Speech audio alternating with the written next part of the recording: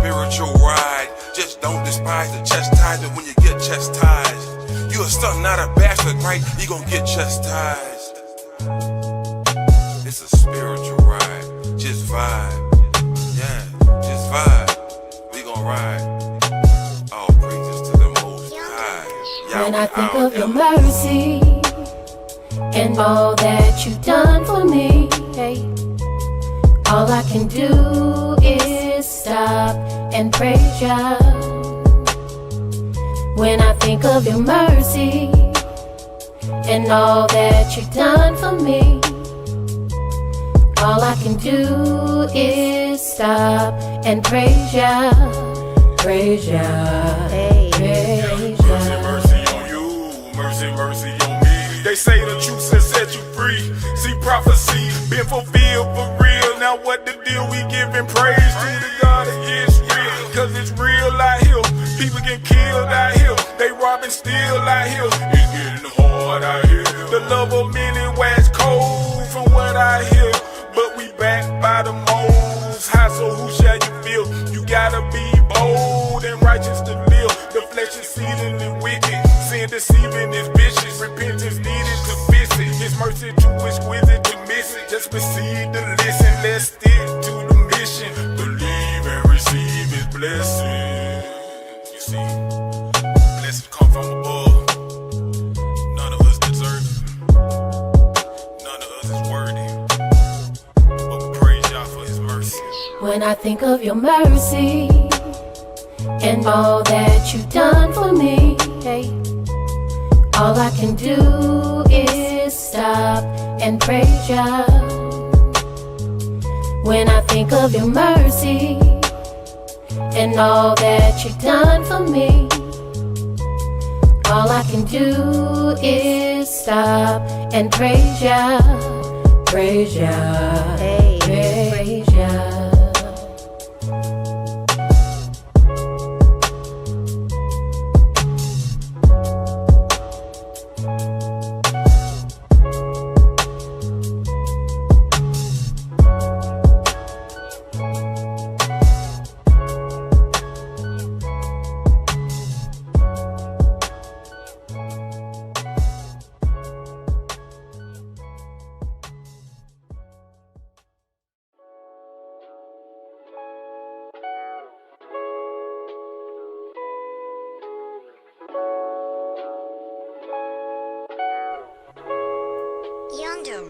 When I think of your mercy and all that you've done for me, hey, all I can do is stop and praise ya. When I think of your mercy and all that you've done for me, all I can do is stop and praise ya, praise ya, praise ya. Really gotta stop, like praise ya. Stop and praise the ancient of days. Teary-eyed and with a smiling face, the praise you gave was already ordained. Stop and praise for keeping you in your lane. Give a praise for breaking off them chains. Before you let somebody steal your praise, think about the spirit in which they came. Think about the energy they gave. Is it worth it? Nope, never, no way. Kingdom we broke into a praise dance. I praise y'all for D4 hug daps. Praise Yahweh for the congregation, and I praise Him for the angels, the elders, and all their dedication. See, this truth, it'll cut you, heal you, it'll make or break you. It's a spiritual walk, it's a spiritual ride. Just don't despise the chastisement when you get chastised. You a son, not a bastard, right? You gon' get chastised. It's a spiritual ride. Just vibe. Yeah, just vibe. We gon' ride. All praises to the Most High. When I think of your mercy and all that you've done for me, hey, all I can do is stop and praise ya. When I think of your mercy and all that you've done for me, all I can do is stop and praise ya, praise ya, praise ya. Mercy on you, mercy on me. They say the truth has set you free. See, prophecy been fulfilled for real. Now what the deal? We giving praise to the God of Yisrael, cause it's real out here. People getting killed out here. They robbing still out here. It's getting hard out here. The love of many wax cold from what I hear. But we backed by the most high, so who shall you feel? You gotta be bold and righteous to live. The flesh is exceedingly wicked. Sin deceiving is vicious. Repentance needed to fix it. His mercy too exquisite to miss it. Just receive the listen. Let's stick to the mission. Believe and receive his blessing. You see, blessings come from above. None of us deserve it. None of us is worthy. But we praise y'all for his mercy. When I think of your mercy and all that you've done for me, hey, all I can do is stop and praise ya. When I think of your mercy and all that you've done for me, all I can do is stop and praise ya, praise ya, hey, praise ya.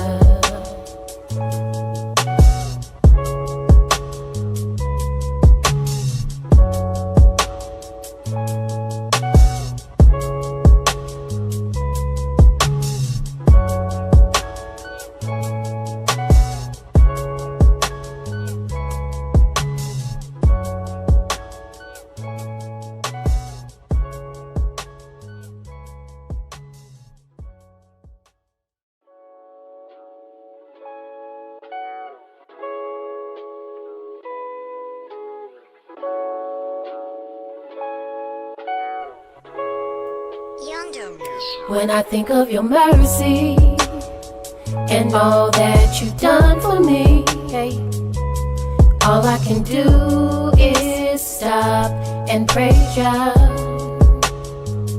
When I think of your mercy and all that you've done for me, all I can do is stop and praise ya, praise ya, hey, praise ya. We really gotta stop like praise, yeah. Stop and praise the ancient of days. Teary-eyed with a smiling face. The praise you gave was already ordained. Stop and praise for keeping you in your lane. Give a praise for breaking off them chains. Before you let somebody steal your praise, think about the spirit in which they came. Think about the energy they gave. Is it worth it? Nope, never no way. Kingdom we broke into a praise dance. I praise y'all for D4 hug daps. Praise Yahweh for the congregation. And I praise him for the angels, the elders, and all their dedication. See this truth, it'll cut you, heal you, it'll make or break you. It's a spiritual walk, it's a spiritual ride. Just don't despise the chastisement when you get chastised. You a son, not a bastard, right? You gon' get chastised. It's a spiritual ride, just vibe. Yeah, just vibe. We gon' ride. All praises to the Most High. When I think of your mercy and all that you've done for me, hey, all I can do is stop and praise ya. When I think of your mercy and all that you've done for me, all I can do is stop and praise ya, praise ya, hey, praise ya. Mercy on you, mercy on me. They say the truth has set you free. See prophecy been fulfilled for real. Now what the deal? We giving praise to the God of Yisrael. Cause it's real out here. People getting killed out here. They robbing still out here. It's getting hard out here. The love of many wax cold from what I hear. But we backed by the most high, so who shall you feel? You gotta be bold and righteous to live. The flesh is exceedingly wicked. Sin deceiving is vicious. Repentance needed to fix it. His mercy too exquisite to miss it. Just receive the listen. Let's stick to the mission. Believe and receive his blessing. You see, blessings come from above. None of us deserve it. None of us is worthy. But we praise y'all for his mercy. When I think of your mercy and all that you've done for me, hey, all I can do is stop and praise ya. When I think of your mercy and all that you've done for me, All I can do is stop and praise ya, praise ya, praise ya.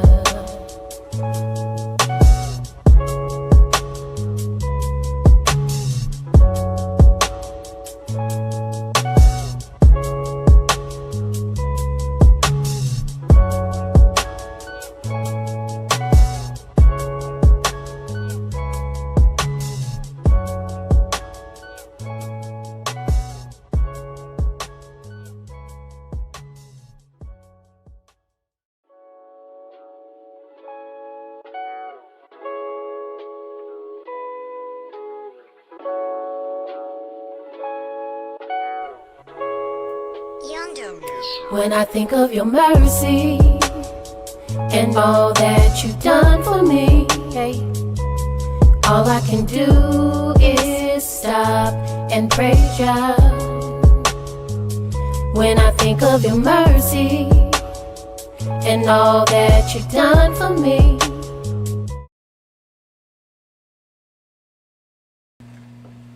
Shalom Facebook, Shalom YouTube. Welcome to our prophecy class. We are in the book of Zechariah, chapter 2. But before we get started, does anyone have any questions? Got a few questions from children's class yesterday. Oh man. Great way to start the day, bro. The first one is, where is it, or who was it in the Bible that lost their who lost their inheritance? Who lost their inheritance? Yeah. I can tell you who lost their blessing. And that was Esau. But you gotta look at Reuben. Reuben. That's what you want. I'm gonna let you explain it. Go ahead. Yeah, I'm gonna let you explain it. I said the same thing. Yeah, your words are. Okay, so who lost their inheritance? Yes. That would be Reuben, the firstborn. The firstborn always get the father's inheritance. Okay. Right, but Reuben slept with his concubine, his father's concubine, so he lost his inheritance. And Yaakov chose his own firstborn to receive the inheritance. So that was Joseph. Okay. All right. And speaking of inheritance, that juxtaposes question to, because we're in Kings.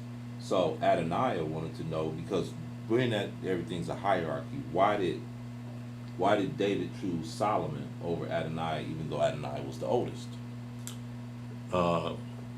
David didn't choose Shlomo. Yahweh chose him. No, okay, all right.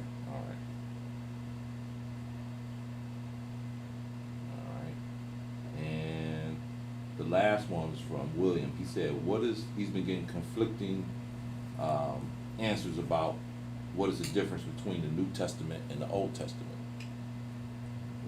What's the difference? What's the difference? Yeah. Well, the word testament is just a Greek word that was originally covenant. So what the Bible is, what they're saying is there's a new covenant and a old covenant. There's an old covenant and a new covenant. Now, that would be a better way of looking at what this is saying. So you see, the old covenant is mentioned, which is the Ten Commandments, mentioned in the Scripture, right? In the law, right? Yahweh made covenants with Abraham, Isaac, and Jacob. He made covenants with the children of Israel. Made covenants with Aaron to have everlasting priesthood. So the covenants, again, the word testament is the same as covenant.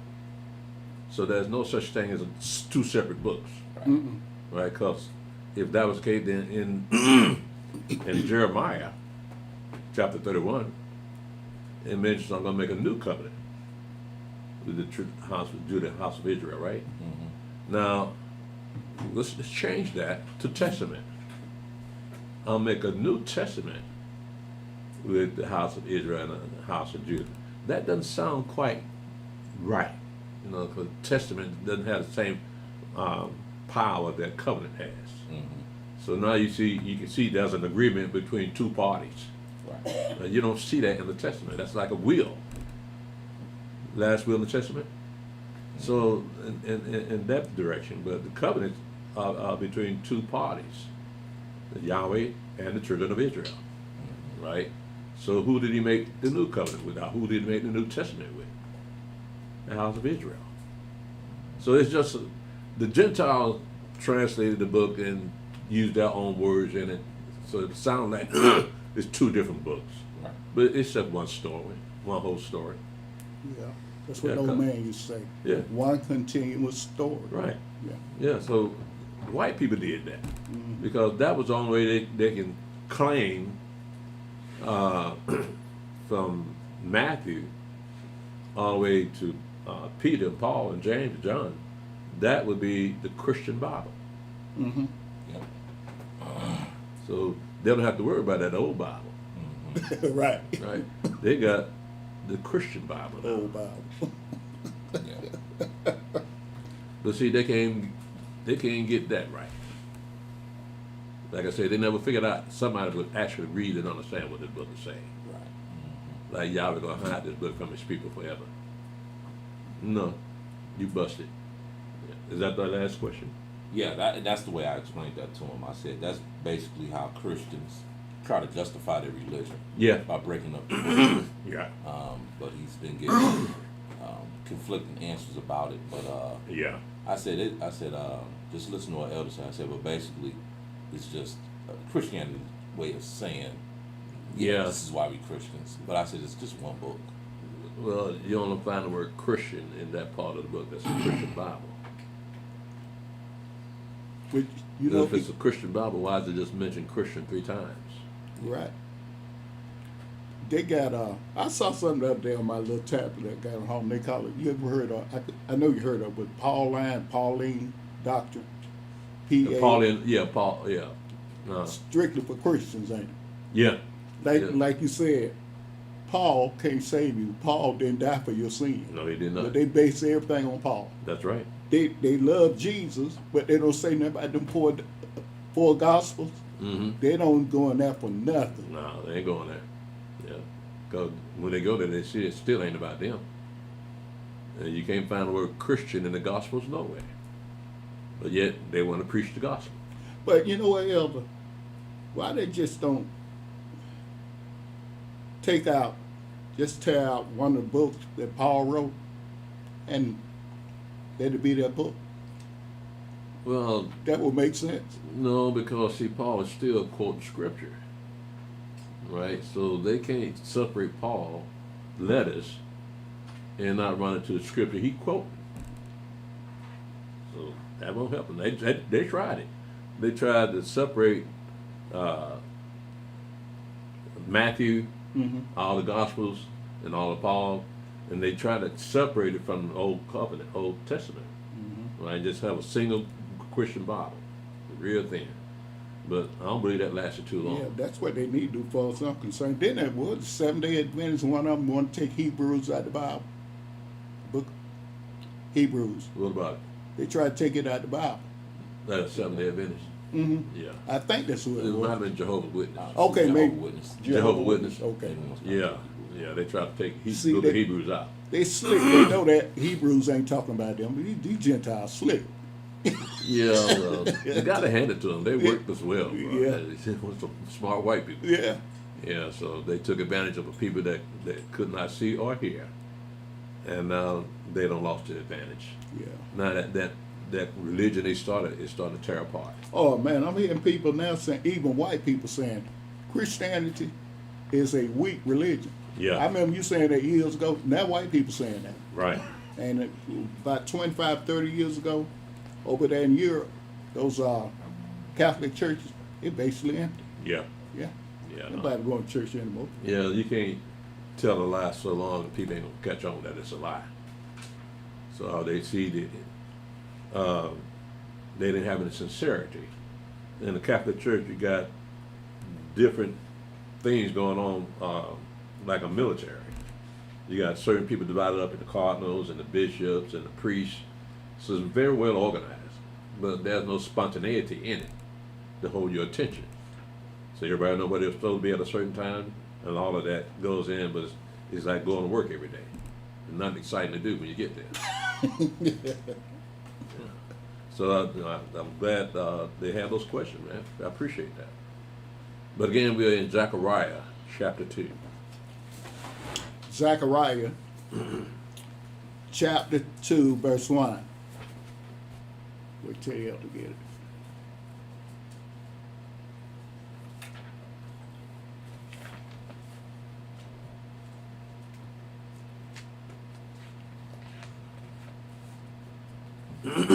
Zechariah chapter 2, verse 1.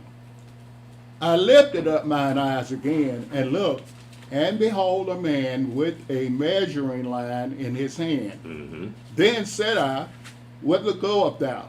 And he said unto me, to measure Jerusalem, to see what is the breadth thereof, and what is the length thereof. And behold, the angel that talked with me went forth, and another angel went out to meet him, and said unto him, Run, speak to this young man, saying, Jerusalem shall be inhabited as towns without walls, for the multitude of men and cattle therein. For I, saith Yahweh, will be unto her a wall of fire round about, and will be the glory in the midst of her. Ho, ho, come forth, and flee from the land of the north, saith Yahweh, for I have spread you abroad as the four winds of the heaven, saith Yahweh. Deliver thyself, O Zion, that dwelleth with the daughter of Europe. But thus saith Yahweh of hosts, after the glory have he sent me unto the nation which spoiled you. But he that touches you touches the apple of his eye. For behold, I will shake mine hand upon them, and they shall be a spoil to their servants, and you shall know that Yahweh of hosts hath sent me. Sing and rejoice, O daughter of Zion, for lo, I come, and I will dwell in the midst of thee, saith Yahweh. And many nations shall be joined to Yahweh in that day, and shall be my people. And I will dwell in the midst of thee, and thou shalt know that Yahweh of hosts hath sent me unto thee. And Yahweh shall inherit Yehudah his portion in the Holy Land, and shall choose Jerusalem again. Be silent, O all flesh, before Yahweh, for he is raised up out of his holy habitation. That whole chapter 2 was meant for us. So this whole chapter, well, actually the whole book, but I'm noticing that none of these things have come to pass yet. So it wasn't meant for the generation before us. It was meant for this generation. All these things are saying come to us. Look at it says in verse 7, deliver thyself, O Zion, that dwelleth with the daughter of Europe. Well, at the time he wrote this, they weren't in Babylon anymore. And they haven't been to Europe yet. So we know that it wasn't talking about the actual Babylon back in those days. The daughter of Babylon is America. So all this is to a people that must be in captivity to be delivered. I can't think of anyone else on earth that's in captivity but us. So that it's particularly to us to let us know Yahweh hadn't forgotten us. He see what we do. He saw that thousands of years ago. He saw it. So he put it in here as a message to us to get ready. I see what you've been going through. I got it wrote down. You know, Elder, praise Yah, because I think it was an article a few days ago or something. They said it's a major influx of black people moving here to these cities in the South. Cities in the South? Yeah. Like in Alabama? Moving, Texas. Texas. Of course, Atlanta. Atlanta's just, Atlanta's Atlanta. So, Yeah. But it's still mentioned in there. I know they mentioned a few cities that I have, that like Houston, Irving, Texas, some cities in Alabama, and in the coastal lines. East Coast? Yeah, North Carolina, South Carolina. It says a lot of black people moving in these places. Major, Where they moving from? West or up north and west. Yeah. You know, I read that about 40 years ago in Ebony magazine, how black people, a lot of them, that the ancestors went up north to get this pressure off of them. They're coming back here for job opportunities, and they come from out west, but they don't know why they're doing that. Yahweh's gathering his people back the same way they came. Yeah. Yeah, I thought about it, and I said everything Ebony Yaakov been talking about. And I read that in Ebony magazine. They published it, black people concentrating, coming back to the South. Well, you really don't notice until you read the book and see that all of these things are already written down. Right. So now we can see it. You and I, we all can see it, but they don't see it themselves because they're right in the mix. They're moving, don't know why they're moving. Right. Right, but for some reason they're attracted down here. Now look at them brothers that come here from Las Vegas, Levi and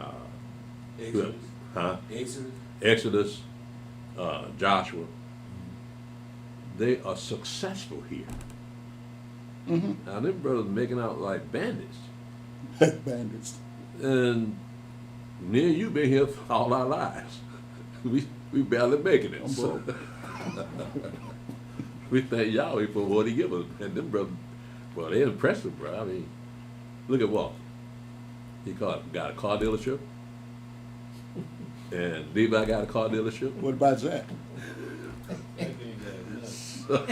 You just letting people, he hiding here. Oh yeah, that's right. Zach ain't gonna say that. He Oh, ain't gonna yeah. tell you that. Zach from Alabama, yeah. Come over here. Got the biggest house in town. But you know what? Go to though, work when they feel like it. Ain't seen, Other seen preach.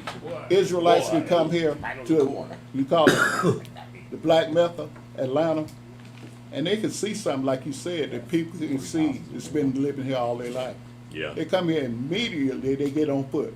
yeah. You say, how in the hell he did that? We've been here. I don't know, man. But I guess, Yahweh made them off they couldn't refuse. Be quiet So, about it. I mean, going back to chapter 2 here, do you understand what we're reading here? Do we? What you say? We understand chapter 2, what we just read here? Because again, he's talking about, like in verse 4. And he said unto him, Run, speak to this young man, saying, Jerusalem shall be inhabited as towns without walls, for the multitude of men and cattle therein. For I, saith Yahweh, will be unto her a wall of fire round about, and will be the glory in the midst of the fire, of her, in the midst of her.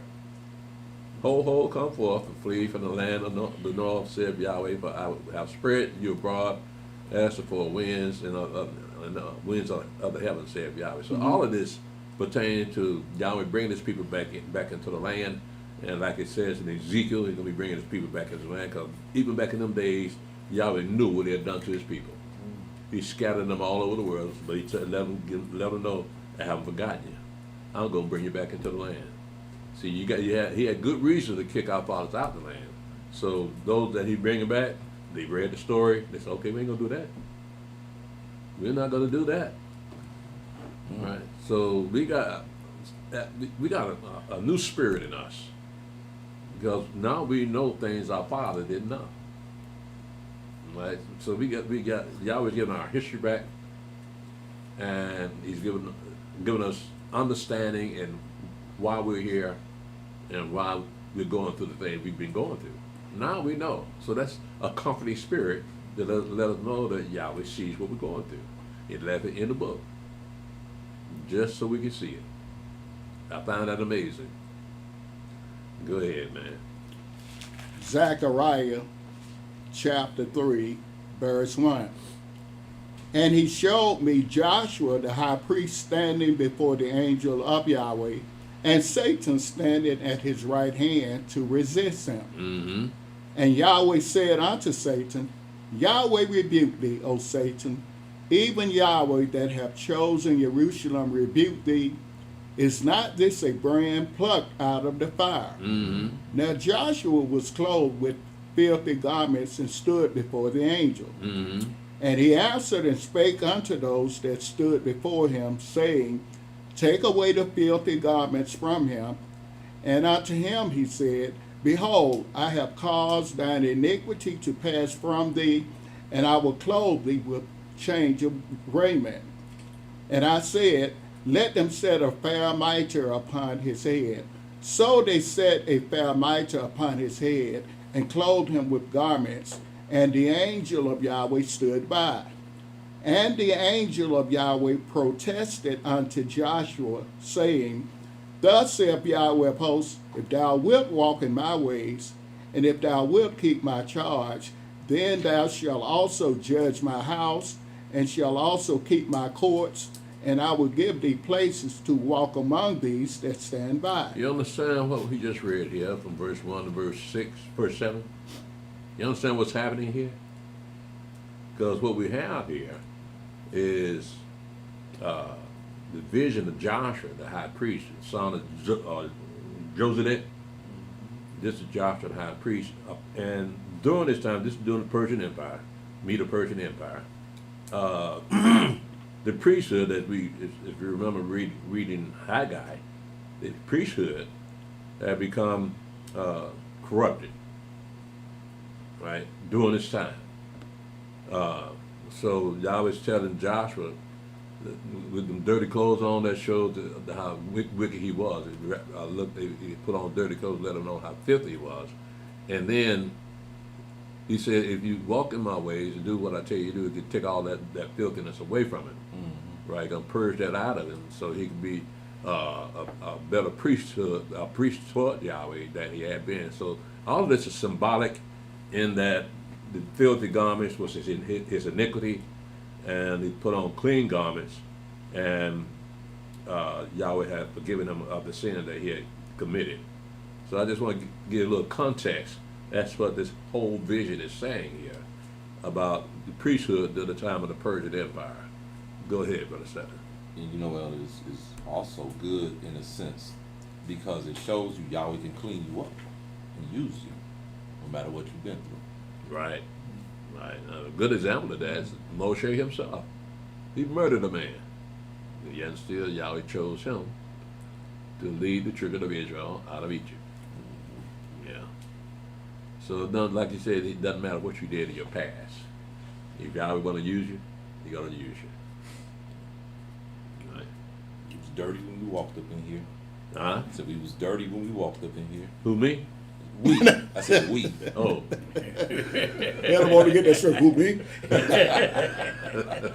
Who you talking to? But you feel still. 35. Yeah, we still dirty though, Still man. that. I'm just using that. I just when I read it before I use that kind of like it's metaphoric in a sense that if you want to use you, he can clean you up. So some people look at people like that and just walk over them. Yeah, yeah, but we got to be careful ourselves too. We can backslide. I mean, you look at Daniel, a well-beloved prophet, right? But when he prayed, he asked for forgiveness of his sins. So it's not just because you're a prophet don't mean you can't sin. Right. And so he asked for forgiveness for his sin. We don't know what his sin was, but it was enough to ask for forgiveness for him. So just regular people that was called for something special for them to do by Yahweh. And with that calling, that put them in the category of people that are guaranteed eternal life. But just because of the office they held as a prophet, they are guaranteed eternal life.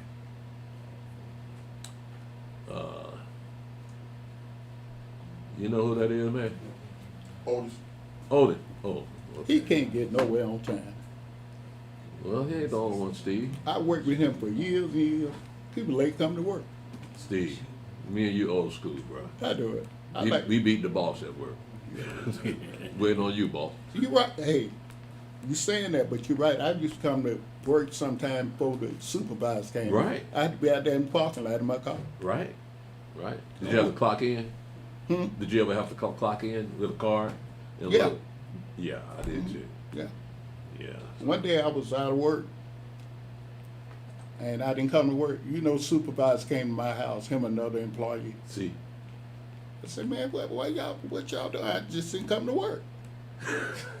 Come to get you, Thought take you to work. escaped. They asked if you was sick or nothing. Thought I ran off plantation. Thought you got away. Sitting out looking for him. Probably got his picture posted on poles.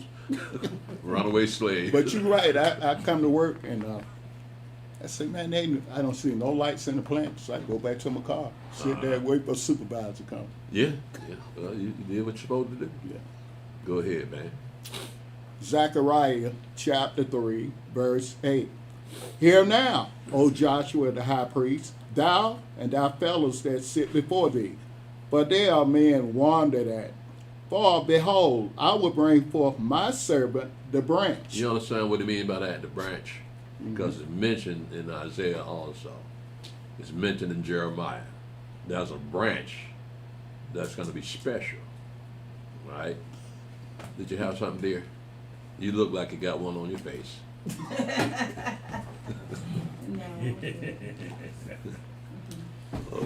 No, they all just Go ahead, Brother Stephanie. Zechariah chapter 3, verse 9. Mm-hmm. For behold the stone that I have laid before Joshua, upon one stone shall be 7 eyes.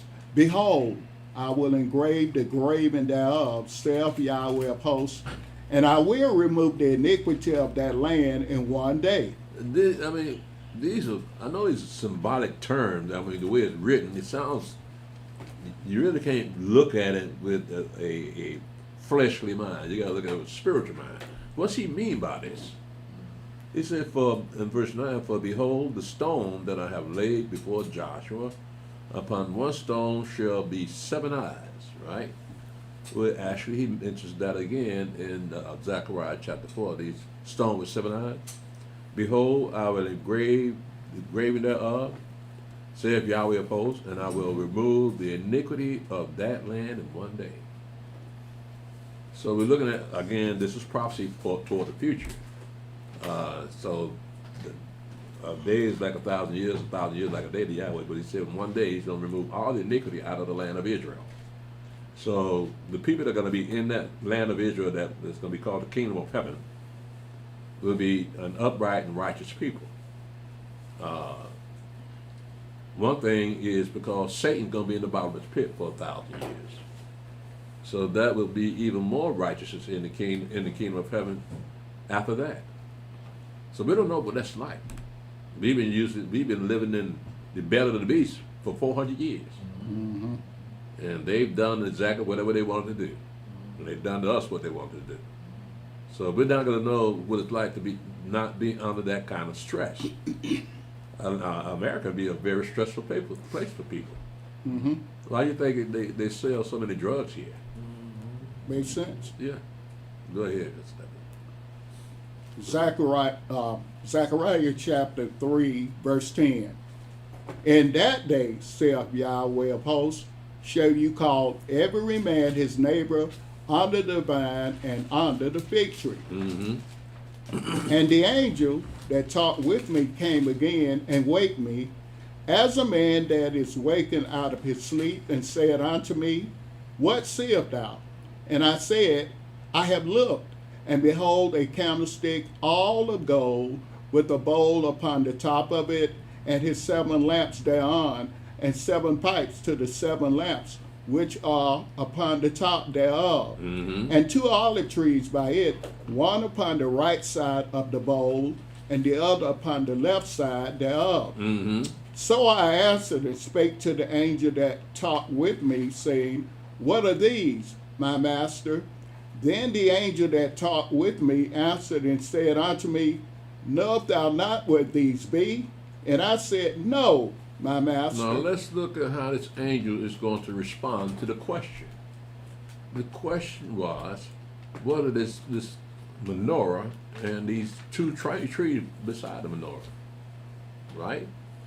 And he said, verse 6, then he answered and spake unto me, saying, this is, you ain't read that yet, have you? Go ahead, Brother Stephen. Zechariah chapter 4, verse 6. Then he answered and spake unto me, saying, This is the word of Yahweh unto Zerubbabel, saying, Not by might, nor by power, but by my spirit, saith Yahweh of hosts. This is how he's answering the questions. He's not really answering the question. All right, go ahead, Brother Stephen. Verse 7. Who art thou, O great mountain? Before Zerubbabel thou shalt become a plain, and he shall bring forth the headstone thereof with shoutings, crying, Grace, grace unto it. Moreover, the word of Yahweh came unto me, saying, The hands of Zerubbabel have laid the foundation of this house, his hands shall also finish it, and thou shalt know that Yahweh of hosts hath sent me unto you. For who have despised the day of small things? For they shall rejoice, and shall see the plummet in the hand of Zerubbabel with those sevens. They are the eyes of Yahweh which run to and fro through the whole earth. So now we know what the purpose of the stone with 7 eyes. All right, so for Yahweh go to and fro throughout the whole earth. Go ahead, Brother Stephen. Zechariah chapter 4, verse 11. Then answered I and said unto him, What are these 2 olive trees upon the right side of the candlestick, and upon the left side thereof? I have to ask him again. Go ahead, Stephen. Verse 12. And I answered again and said unto him, What be these 2 olive branches which through the 2 golden pipes empty the golden oil out of themselves? And he answered me and said, Knowest thou not what these be? And I said, No, my master. Then said he, These are the 2 anointed ones that stand by the Adonai of the whole earth. Now, he finally answers him. These are the 2 anointed ones that stand by the Adonai of the whole earth. So these are angelic beings then, aren't they? You can't have a flesh and blood men standing before someone that's holy, that's up in heaven. So this is the answer to the question of Revelation chapter 11, right? Let's go there and look at it. Because in Revelation chapter 11, we got 2 people that are bringing torment upon Jerusalem. And all kinds of plagues and all kinds of things that Yahweh is bringing upon that one world order. So they put out various thoughts on who these people are. Let's pick this up. Go ahead, brother 7, Revelation 11, verse 1 to verse 12. Verse 1. And there was given me a reed like unto a rod, and the angel stood, saying, Rise and measure the temple of Elohim and the altar and them that worship therein. But the court which is without the temple leave out and measure it not, for it is given unto the Gentiles, and the holy city shall they tread underfoot 42 months. And I will give power unto my 2 witnesses, and they shall prophesy 1,260 days, clothed in sackcloth. And now remember now, these are the 2 witnesses. People think that these 2 witnesses are either Moshe and Elijah or Enoch and Elijah. That's what they've been thinking, right? But look in verse 4. Read verse 3 again, verse 7.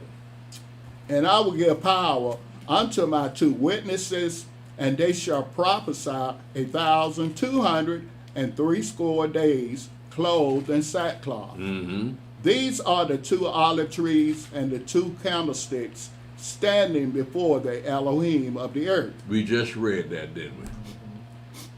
We just read that in Zechariah, that these are the anointed ones that stand by the Adonai of the whole earth. So these are angelic beings then, right? They're going to be in Jerusalem prophesying for 3.5 years. Go ahead, Brother 7. Revelation chapter 11, verse 5. And if any man will hurt them, fire proceedeth out of their mouth, and devoureth their enemies. And if any man will hurt them, he must in this manner be killed. These have power to shut heaven, that it rain not in the days of their prophecy, and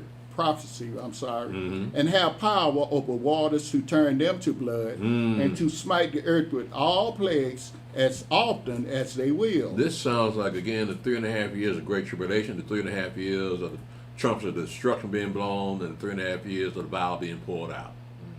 These are the men that are responsible for that, right? But it's written in the form of it's coming from heaven, right? The trumpets and vials. But these men here are doing the very same thing. So they'll look at that as these men are our enemies. They're the one causing all this problem, all the water's turning to blood. These two guys here. Go ahead, Brother Zech. Revelation chapter 11, verse 7. And when they shall have finished their testimony, the beast that ascendeth out of the bottomless pit shall make war against them, and shall overcome them and kill them. And their dead bodies shall lie in the street of the great city, which spiritually is called Sodom and Egypt, where also our Adonai was crucified. So you know what city they're referring to then, don't you? Go ahead, Brother Zech. Verse 9. And they of the people and kindreds and tongues and nations shall see their dead bodies 3 days and a half, and shall not suffer their dead bodies to be put in graves. Now, how do you kill an angel?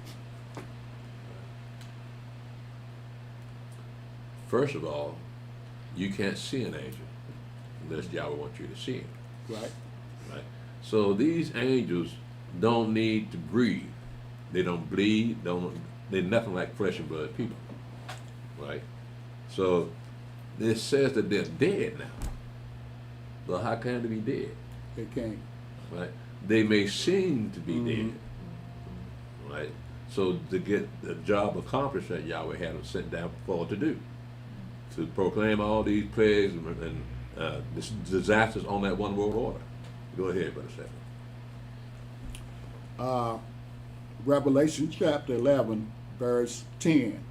And they that dwell upon the earth shall rejoice over them and make merry, and shall send gifts one to another, because these two prophets tormented them that dwelt on the earth.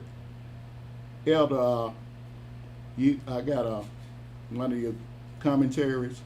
You said about sending gifts. You said that might be around Christmas time. That was very interesting, brother.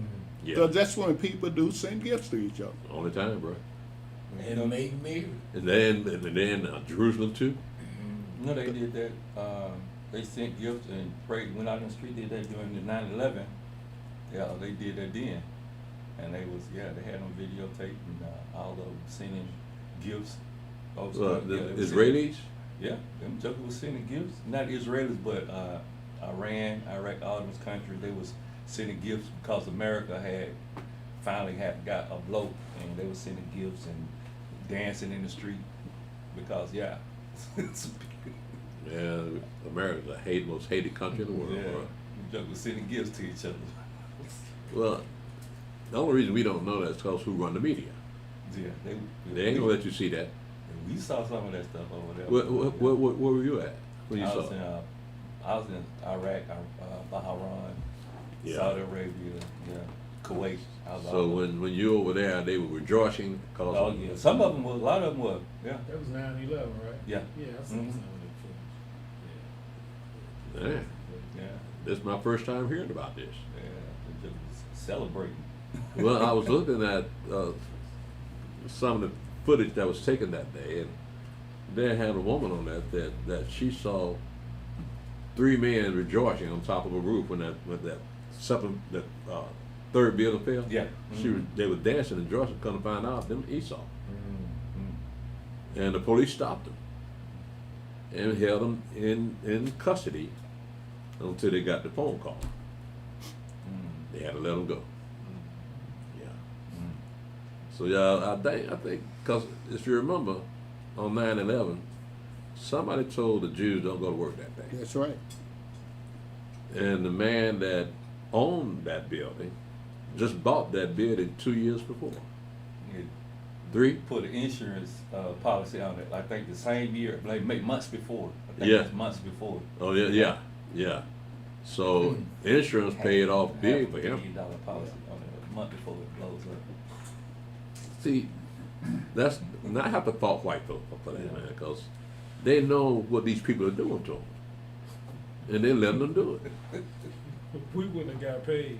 Nah, it was. They would have paid to clean I up. tell you, you gotta wait 30 days, 2 years before you can Missed collect. about one day. And you got them going down there pulling all that gold and artifacts out of the basement of that building, right? And you got a president down there in Florida. He's waiting on that to happen. Right. So, man, that 'Cause Butch of- was down there in the cafeteria. In the cafeteria, Yeah. reading the storybook. Him and his cabinet waiting for waiting for them to get hit. Did you see his reaction when they told him? Mm-hmm. His face didn't even change, bro. Oh no. He was like, it's about time. Been waiting all week for this. Yeah, man, this country ain't what it seemed to be. You got too much dirt in this country, too much corruption, man. So what y'all was showing us is how this government works, as opposed to this government here. So this democracy is a bad idea Yes. because it opened itself up to corruption, Right. bribes, blackmail. No, that's this worst system in the world, bro. So when Mashiach sets up his kingdom, you're gonna have a king. You don't act like no temporary king like you got here, a temporary president. He got to be a king, and they're gonna know he's a king, and he's gonna act like a king. So we praise God that that king gonna look like us. We gonna look like him. Mm-hmm. Yeah, that's something white folks ain't ready for. And he got no choice. What you gonna do? You want to eat, don't you? He gonna have control of that. Show you what you're up against. Go ahead, Steph. Revelation chapter. No, I don't want you to go no further. I just Oh. want to get the point across. Let's go back to Zechariah.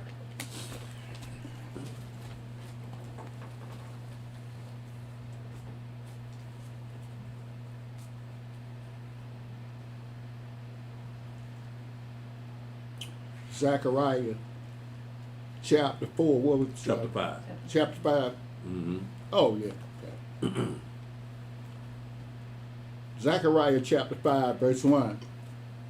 Then I turned and lifted up mine eyes and looked, and behold, a flying roll. Mm-hmm. And he said unto me, What seest thou? And I answered, I see a flying roll.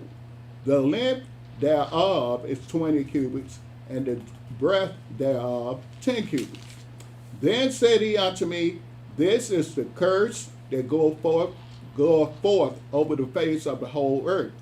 For every one that stealeth shall be cut off as on this side according to it, and every one that sweareth shall be cut off on that side according to it. Mm-hmm. I will bring it forth, saith Yahweh of hosts, and it shall enter into the house of the thief, and into the house of him that sweareth falsely by my name. Mm. And it shall remain in the midst of his house, and shall consume it with the timber thereof and the stones thereof. Mm-hmm.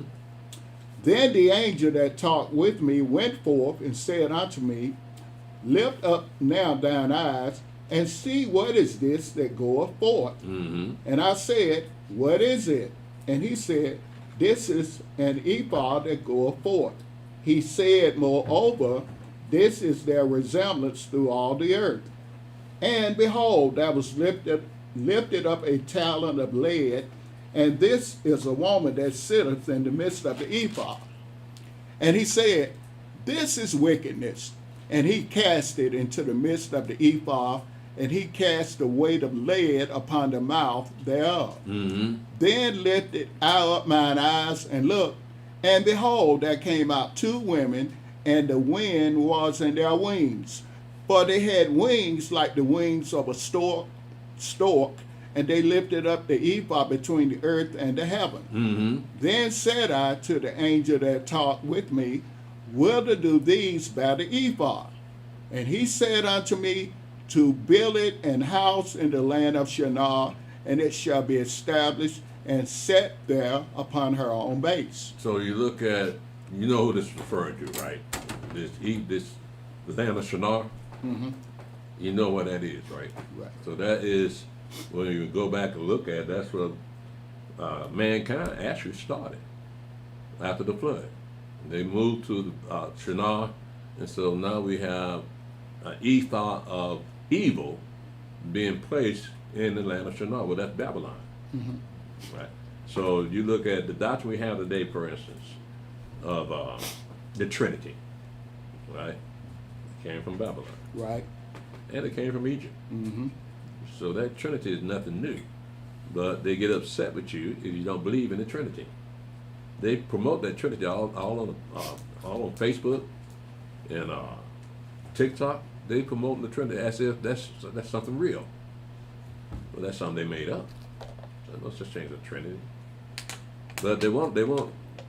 That's their understanding, in that here's a flesh and blood man that has God inside of him, but it also has the Holy Spirit inside of him.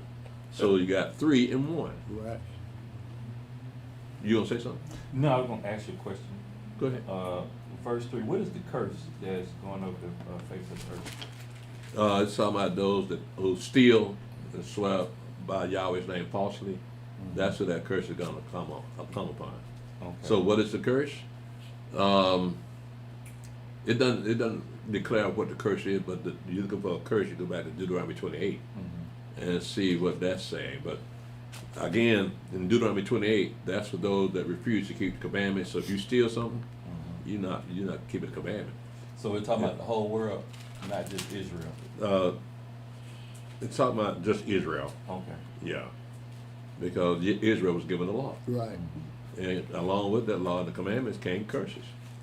So if white people don't keep Yahweh's law, they're not cursed. If anybody else that did not keep Yahweh's law, they are not cursed. They're just not Yahweh's people. We're His people, so we're the ones that have to be cursed. Right? Nobody else. So our mistake is trying to do what everybody else does. We can't do that, because Yahweh gonna knock you down. For instance, when you read up in Genesis 15, Abram's seed was supposed to be enslaved and afflicted for 400 years, right? Well, how are you going to be successful in a land when Yahweh put an affliction on you? You look at Tulsa, Oklahoma, Black Wall Street. They got destroyed, right? Because we're supposed to be an afflicted people. We're not supposed to be successful in the land of our enemies. So because the enemy will find somewhere to tear you down. Our mistake, those people's mistake out there in Tulsa, Oklahoma, was that they let everybody see what they were doing. But you got some black billionaires now that you didn't know they were billionaires, because they're undercover. They lay low. They don't put the name out there except for Oprah. And who else? You just basically got Oprah and LeBron James. LeBron James and Jay-Z and his wife. But the one that's laying low, it's like they're not laying low. Yeah. But like you got the one laying low, they own corporations. Yeah. Right? So you don't hear them in the news at all. You don't see Michael Jordan since he stepped away from the game. Right. You don't see him, but he hid himself. Yeah, well, that's a smart thing to do. Them billionaires, they can't be seen with regular people.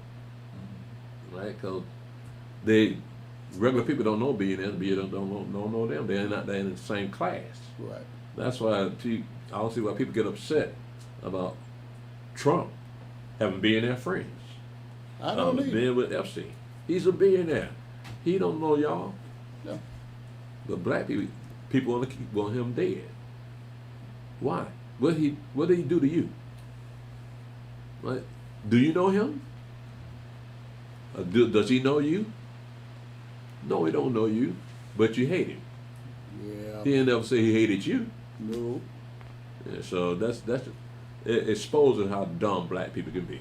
Yeah, they twisted, man. One brother said, he got 34 charges. He's supposed to be in jail. I said, let me tell you something here, buddy. Why ain't he in jail? I say because he's not black and broke. And that shut him down. I say, man, he run with billionaires. I say, you notice his even his lawyers, he didn't pay for that. His lawyers, his buddies donated all his money to his defense. Yeah. Yeah. Yeah. Being there, watch out for one another, man. Yeah, they don't spend money. They spend your money. Spend your money. That's why they stay well. Yeah, I ain't got no problem with being there, man. You Me being neither. there, fine. No power to you. Just let me a couple of dollars. I'll be all right. How it feels, Zach? What? How it feel? You tell me. No, what I used to say, what? He laying low too. Yeah, In the I don't cut. blame him. We're around y'all. Oh, yeah. My Bible has a side note of seeing Malachi 4 and 6, but it kind of Malachi 4 and 6. yeah. When it talks about You got that referencing that- something? Yeah, that's what it's referencing at verse 3 that I was just asking about. What was that curse? Curse In verse 3 it said, then he said unto me, this is the curse that goeth forth over the face of the whole earth, for everyone that stealeth shall be cut off as on this side, according to it, and everyone that is sweareth on shall be cut off on that side, according to it. Now,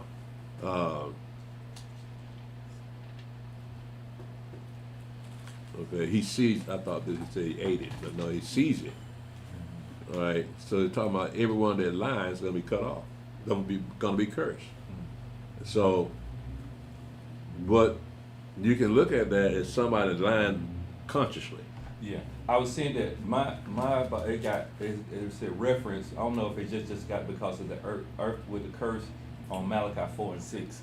And I was just wondering. I'm like, okay. Let me see. Malachi 4 Did that and really go with that? They just using those 4 words rather. It said, and he shall turn the heart of the father to the children, and the heart of the children to their fathers, lest I come and smite the earth with a curse. They got that. It's not the same thing. It's not the same thing. No. Okay, because I'm like, okay. Because look at what he's saying though. Yeah. It said, and he shall turn the heart of the father to the children, and the heart of the children to their fathers, lest I come and smite the whole earth. So it's gonna happen. Because if it doesn't happen, I'm gonna curse the whole earth. Yeah. Right? Said who said gonna be doing it? It's Elijah, the one that never died. Right? So he gonna be successful. I mean, he closest to Yahweh. Yeah, so he's gonna be successful in doing that. But it's not the same curse. Right.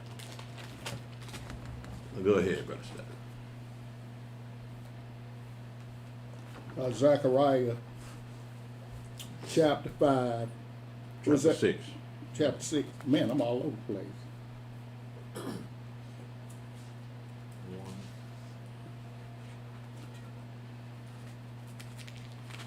Zechariah chapter 6, verse 1. And I turned and lifted up mine eyes and looked, and behold, there came 4 chariots out from between 2 mountains, and the mountains were mountains of brass. Mm-hmm. In the first chariot were red horses, and in the second chariot black horses, and in the third chariot white horses, and in the fourth chariot grizzled and bay horses. Then I answered and said unto the angel that talked with me, What are these, my master? And the angel answered and said unto me, These are the 4 spirits of the heavens, which go forth from standing before the Adonai of all the earth. Mm-hmm. The black horses which are therein go forth into the north country, and the white go forth after them, and the grizzle go forth toward the south country. And the bay went forth and sought to go that they might walk to and fro through the earth. And he said, Get you hence, walk to and fro through the earth. So they walked to and fro through the earth. Then cried he upon me and spake unto me, saying, Behold, these that go toward the north country have quieted my spirit in the north country. It's interesting that they would use horses as a symbol for the spirit. Right? So you have to look at that. You can't look at it literally. as a flesh and blood horse. These are spiritual beings that have a job to do, go to and fro on all the earth, right? Make sure what's going on in the earth. Go ahead, Brother Stephen. Zechariah chapter 6, verse 9. And the word of Yahweh came unto me, saying, take them up to captivity, even of Heldai and Tobiah and Jedaiah, which are come from Babylon, and come down the same day, and go into the house of Josiah, the son of Zephaniah.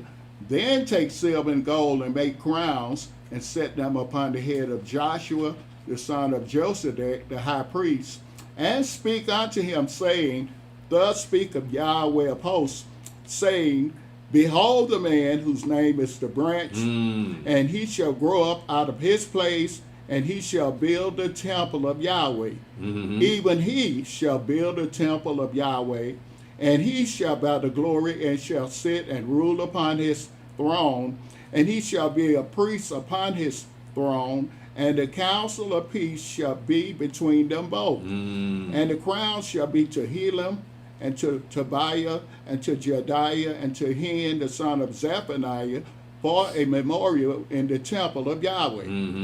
And they that are far off shall come and build in the temple of Yahweh, and you shall know that Yahweh of hosts hath sent me unto you. And this shall come to pass if you will diligently obey the voice of Yahweh your Elohim. That is that. You got to be obedient to the voice of Yahweh. First of all, you got to hear his voice. If you can't hear his voice, you can't obey him. So we hear his voice, and so we know we must keep these commandments. We must keep this law. So when he's saying here, in verse 9, he says, and the word of Yahweh came unto me, saying, take up them of the captivity, even of Heldai, Tobiah, and Jedaiah, which are come from Babylon, and come thou the same day and go into the house of Josiah the son of Zephaniah.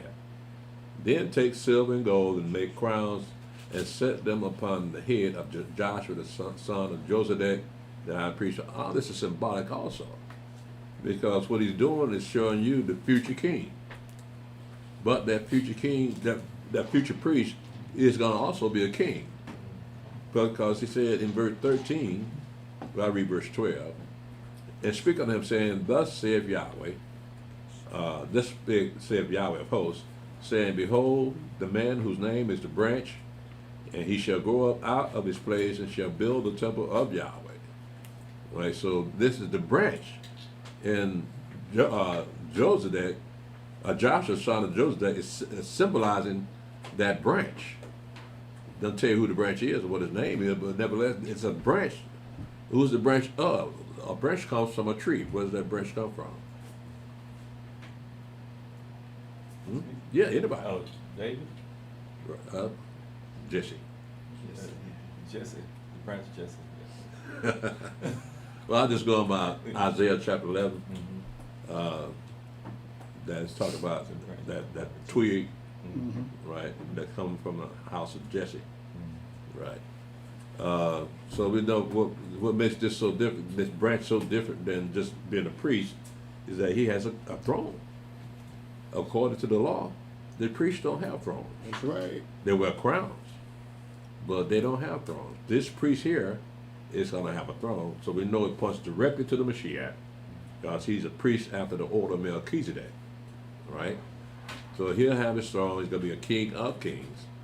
And he said, and the council of peace shall be between them both, between Yahweh and the Mashiach. So all this lines up with what the rest of the prophets say, and the way it's going to be. In verse 15, it says, they that are far off shall come and build in the temple of Yahweh, and you shall know that Yahweh of hosts hath sent me unto you, and this shall come to pass if you will diligently obey the voice of Yahweh your Elohim. So we're looking at the building of the new temple. I think this will be what, the fourth temple after Esau? Yeah, this will be the fourth temple, and it's saying that we're going to be the ones building that temple. So it's not going to be like it was with the first temple when Shlomo would hand out work to different people, to different nations. It said only the children of Israel going to do this. Makes sense. So I kind of could see Yohanan in on that, because he like working Oh, okay. with stones. Oh yeah. Yeah. You just have to get a ladder. So what now? He had to get a ladder. Well, somebody gonna get you Yeah, one they day, gonna get you Steve. sooner or later. I hope they get you when I I got do it. my 'Cause you'll be camera. laughing. Yeah, I know it. I have my camera out. Put it out on the internet, so everybody can see that Israel still ain't got no sense. Go ahead, pick this up in chapter 8, Brother Stephen. Verse 1. Again, the word of Yahweh of hosts came to me, saying, Thus saith Yahweh of hosts, I was jealous for Zion with great jealousy, and I was jealous for her with great fury. Thus saith Yahweh, I am returned unto Zion, and will dwell in the midst of Jerusalem, and Jerusalem shall be called a city of truth, and the mountain of Yahweh of hosts, the holy mountain. Thus saith Yahweh of hosts, there shall yet old men and old women dwell in the streets of Jerusalem, and every man with his staff in his hand for very age. Mm-hmm. And the streets of the city shall be full of boys and girls playing in the streets thereof. Now, we know what this is referring to, right? Mm-hmm. Talking about the kingdom of heaven. Right. So you're still going to have children being born in that kingdom, but you're going to have old people still there too. But they're not going to be as sickly as our father were, because we're going to have the master healer ruling over us. We're talking about the Mashiach, raising folk from the dead, healing people's infirmities. So we got the tree that bears all manner of fruit all through the year, any affliction that we may have. So we're not going to be sick old people, old people that got osteoporosis. You're going to be upright. You're going to be about as strong as the young men. So I see what he's saying here, that Jerusalem is going to be once again inhabited. We just read in chapter 1 of Zechariah that the Jerusalem would be a town without walls, Mm-hmm. because of the men and the cattle are going to be there. So we're going back to the former days of being herdsmen, cattlemen, and farmers. So we got to get used to it. We're not used to being around livestock. And so, being in our city all our lives, we're not used to smelling cows. But I remember when I was a little boy, I remember what cows smell like. And I said, that's a different smell. So that's the reason all the men gonna have their own staff. Yeah. See everyone walking around with their own staff. Well, the staff is made for counting, isn't it? Yeah. So it's going back to the way it was before we got kicked out of the land, before the tribes were broken up between the northern tribe and the southern tribe. Yahweh's going to bring all the tribes back together like it was before they got split up. All right. So we're looking at, again, we're going to have one king. Yahweh don't have to choose another king. David would always have a son to sit upon his throne. Mm-hmm. Right. So all that's fulfillment. My thing is, why do people doubt this? I was listening to what Johanna was saying yesterday while we ate. You got some Israelite brothers that use Yahweh and Yahshua name, but they believe that America is Israel. And that the Mississippi River is the Euphrates. But Man, hey, I'm just repeating what I heard. All right, so, but it's out there. And he said a lot of people believe in that. In fact, they say they were here first in America. So that would mean that America must be Israel then. mm-hmm. They call them But America must also be Canaan land. Right.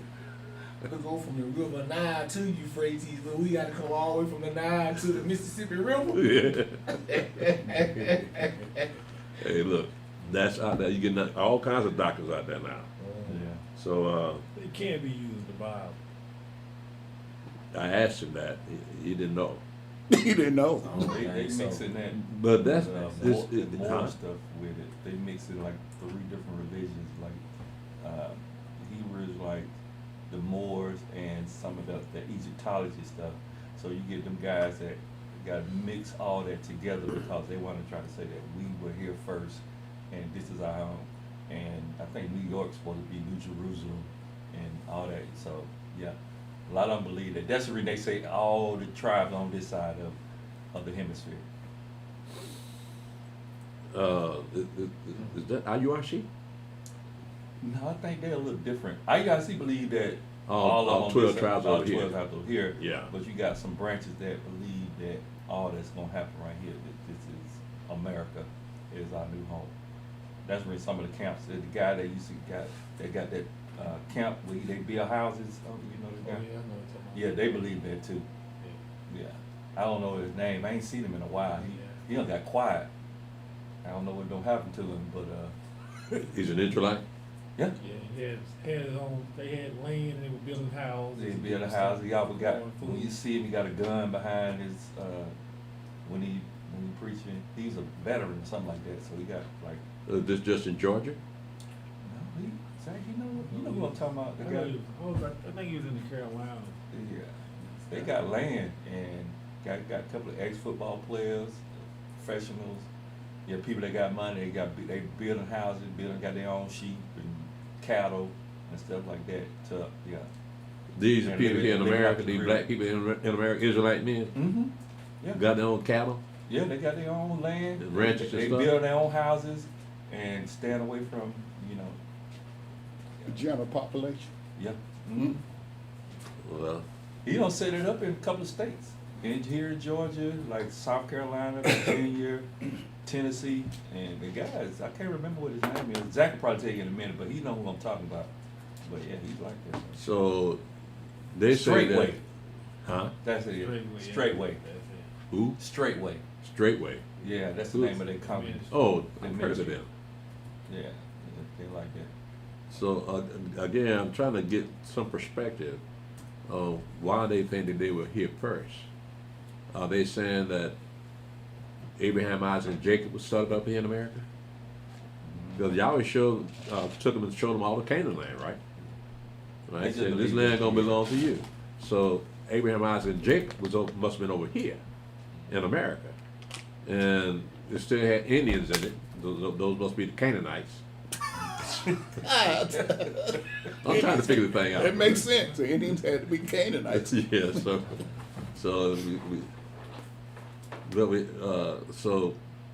after showing them the land that's now, but where's Egypt at? Because they left Canaan land to dwell in Egypt for 430 years. So where would that Egypt be today? I mean, if America is the promised land, where would Egypt be?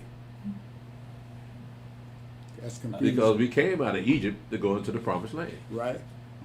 So where did we come from if we came out of Egypt? Where's the Egypt at today? Is it the same Egypt? Pick one, Canada, Mexico, pick one. Just pick one. Man, you don't really wait, just pick one. It don't really matter. Yeah, it don't matter. Where's Pandanoram? Where's that at? Yeah, I don't know, man. But you know, Yohanan, he was there on podcast about a couple years ago. They got a group. You remember he was telling us they got a group that's going to send their wives and their children out of America, and they coming back over here and take care of business. They going to war with these people. Yohanan was telling us about I remember that. Yeah, they got that group out there. Whew. They claim America. Well, But then when I talk to brothers all the time, well, this is our land, but I say, the land of Israel, who does that land belong to? They'll say, I don't care. America is my land. well, they got to find a way of showing it. But you know what? That's a good thing, though, Elder, because now we so fragmented that they don't really know who to concentrate on. Right. We got all these different groups. Right. So the feds can't really. We don't have zero in on. Yeah, we like don't they have. did with MLK Yeah. and Malcolm X. Yeah. You just had charismatic people drawing a lot of crowds. We ain't got that much charisma among us, and plus we got too many doctrines that don't agree with one another. So they can't target us like they target them. So that's Yahweh's wisdom. But it just sounds so far-fetched for these brothers to believe.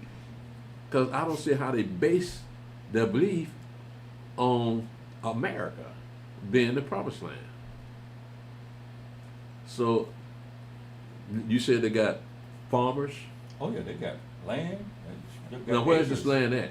They got in different states. Different states? Yeah, they got a lot of land. You seen this guy, Lincoln's called Pastor Dow. Yeah, Charles Darwin, yeah, you I seen. just looked it up. Who? This guy here, you probably seen him. Yeah, you probably He check used to them be out. on Facebook a lot. Yeah, Charles Darwin. That's your brother? Yeah. yeah. Yeah, I heard the dog. And he's a billionaire? Ain't he a No. billionaire? He's just They the one got the, the land. Oh, that's the one that got the land and cattle. Mm-hmm. yeah. Oh. You'll see his congregation. We got quite a few people in there. Yeah, It's- they Okay. give all Are they. these Christians? No, they Israelites. That's a Gentile right Yeah, he there. got some Gentiles. Yeah, they They give say them. they have rated them as a cult, so I mean, they're watching them. Oh, they have, cause they Ooh. give the land up. Look at that. You got a big camp there, bro. That's impressive. Yeah, Yeah, they stay on their own lane.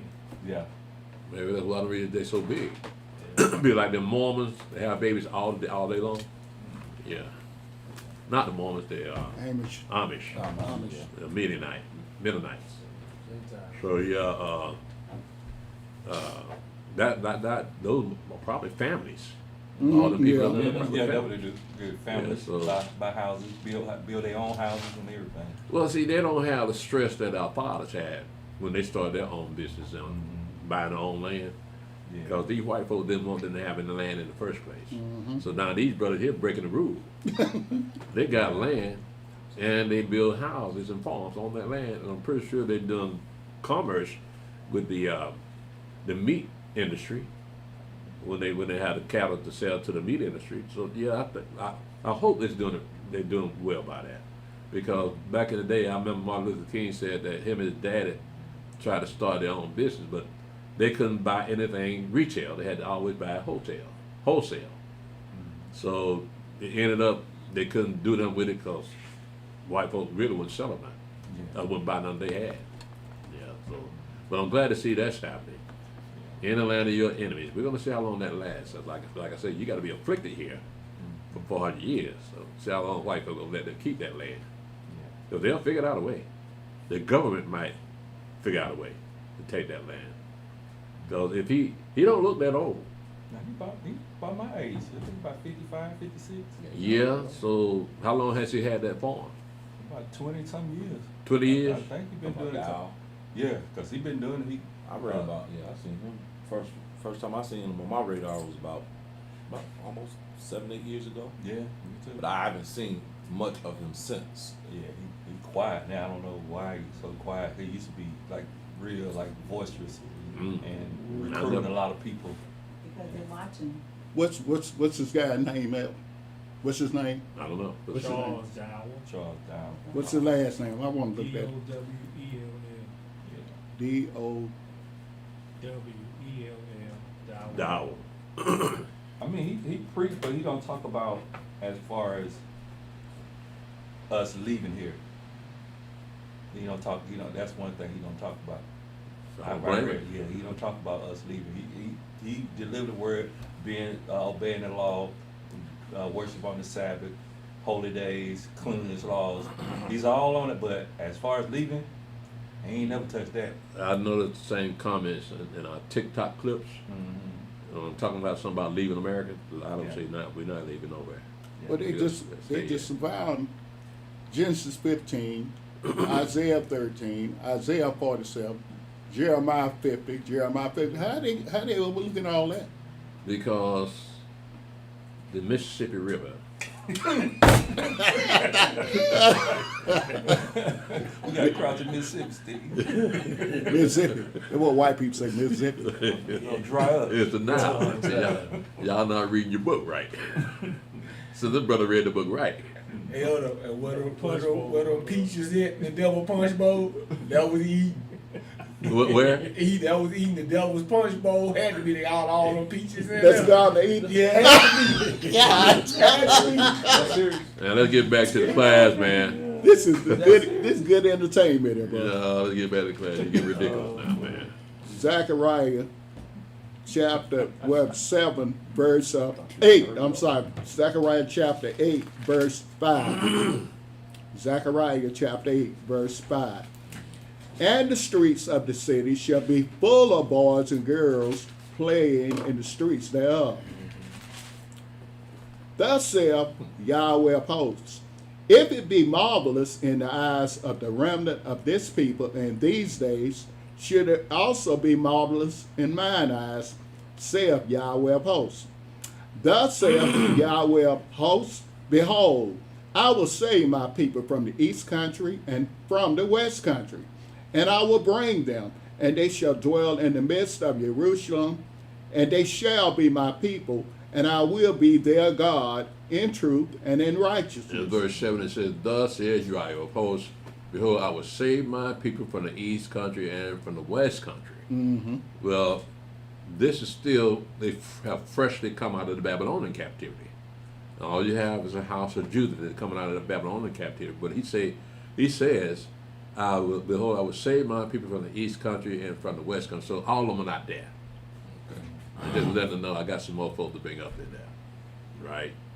And we also, actually in earlier verses, look what he says it's going to be like when the Mashiach should set up his kingdom. Verse 1, again, the word of Yahweh of hosts came to me, saying, thus saith Yahweh of hosts, I was jealous for Zion with great jealousy, and I was jealous for her with great fury. Thus saith Yahweh, I am returned unto Zion, and will dwell in the midst of Jerusalem, and Jerusalem shall be called a city of truth, and the mountain of Yahweh of hosts, the holy mountain. So you do realize that Jerusalem sits in the mountain, right? Mm-hmm. You can't tell by the pictures we see. Besides that, I don't think you have too many pictures of Jerusalem at all, because nobody wants to claim Jerusalem, because it's such a controversial city, because the Muslims claim it and the Edomites claim it, and so they know if they did anything in Jerusalem, it would cause a war. That's why they had to be careful when they're going to build that temple. It got to be around Jerusalem somewhere, so we don't know where. Right? Verse 4, thus saith Yahweh of hosts, there shall yet old men and old women dwell in the streets of Jerusalem, and every man with a staff in his hand for very age. So again, we're talking about the kingdom of heaven. 1,000 years you're going to be living, and this way life is going to be. Go ahead, Brother Stephen. Zechariah chapter 8, verse 9. Mm-hmm. Thus saith Yahweh of hosts, let your hands be strong, you that hear in these days these words by the mouth of the prophets, which were in the day that the foundation of the house of Yahweh of hosts was laid, that the temple might be built. For before these days there was no hire for man, nor any hire for beast, neither was there any peace to him that went out or came in because of the affliction. For I set all men, every one against his neighbor. But now I will not be unto the residue of this people as in the former days, saith Yahweh of hosts. For the seed shall be prosperous, the vine shall give her fruit, and the ground shall give her increase, and the heavens shall give their due.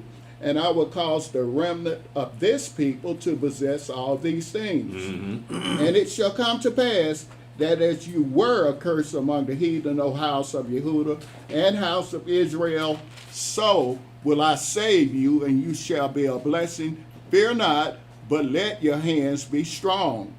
But thus saith Yahweh of hosts, as I thought to punish you when your fathers provoked me to wrath, saith Yahweh of hosts, and I repented not.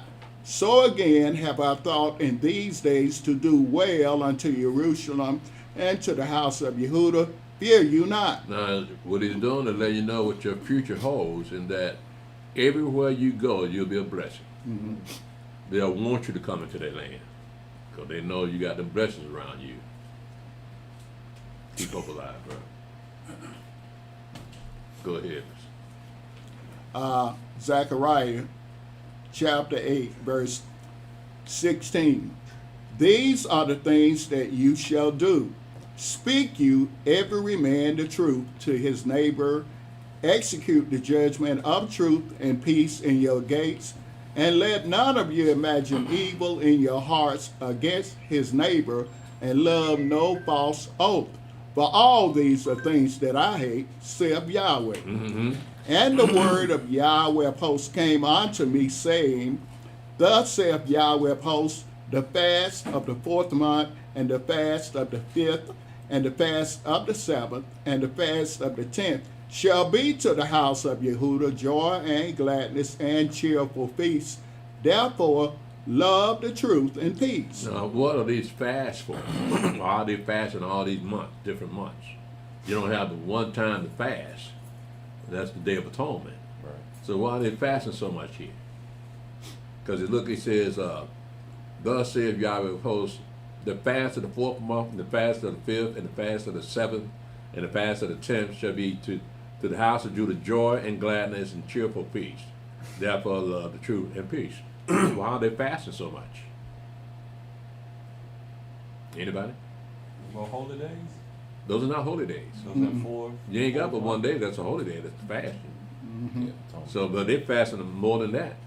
So why are they fasting? Those them fasts they just did for stuff they added to the law. They are like what was that? I don't want to say Purim because I don't think that was a fast, but just days they added that they fasted on for different. You gotta have a reason for the fast. Because that's an affliction of your soul.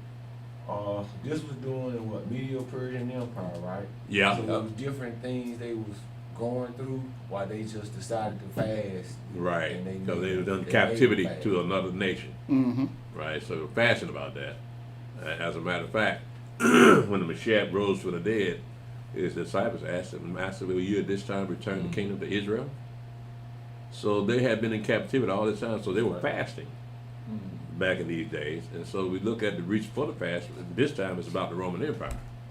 And so they on a lot of stress back in them days.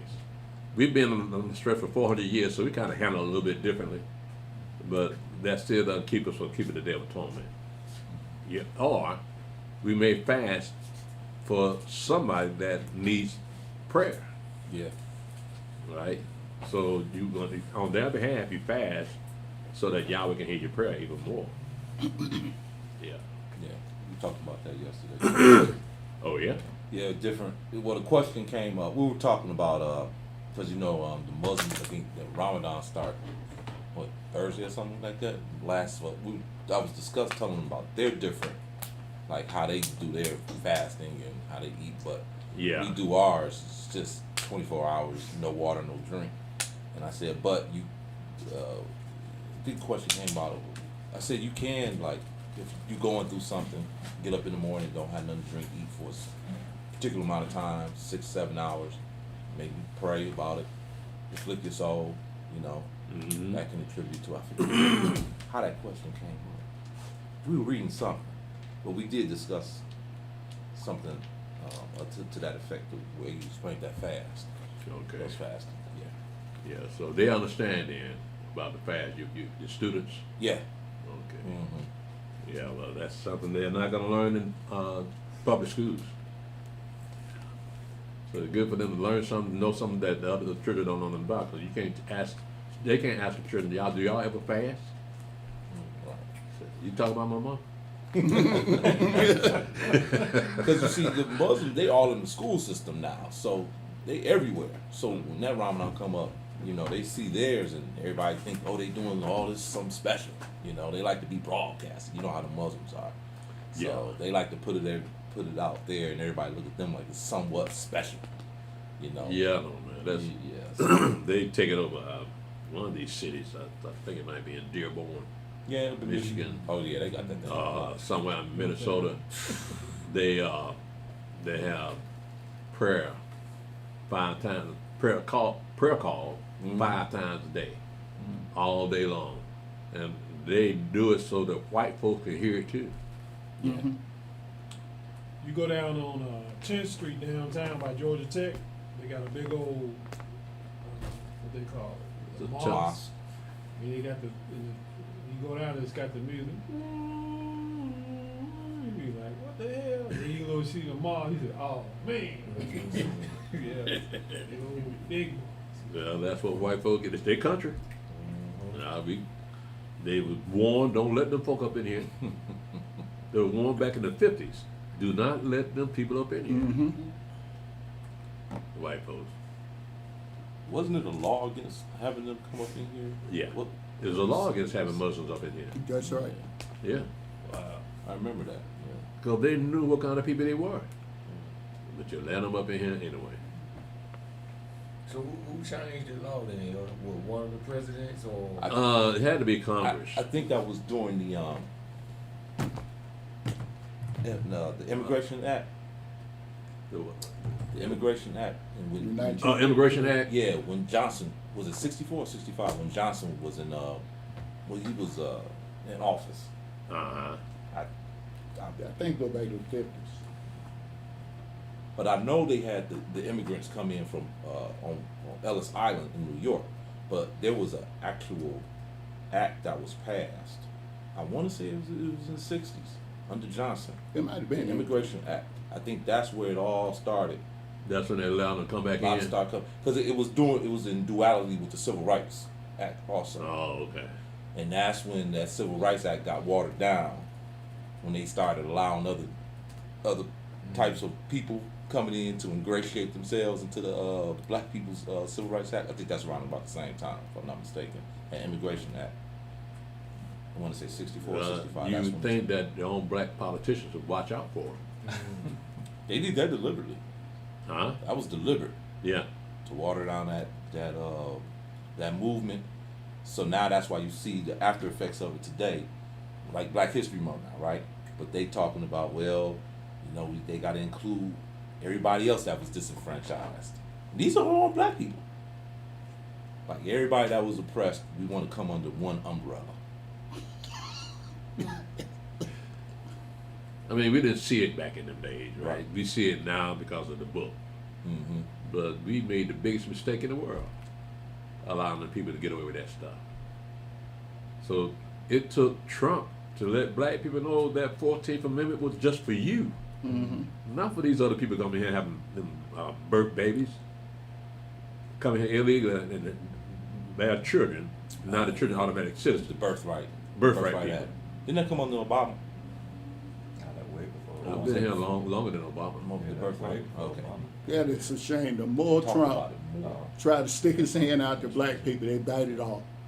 Man, he just endowed the HBCU Mm-hmm. with $1 billion endowment. Mm-hmm. You didn't hear one word to say thank you. Mm-hmm.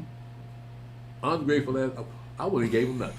Well, look at what's that I boy? wouldn't have gave him a dime. Go ahead, No, say y'all it. owe me. Yeah, if I was Trump, I wouldn't fool with black I people. wouldn't fool with black people either. I wouldn't fool with black people.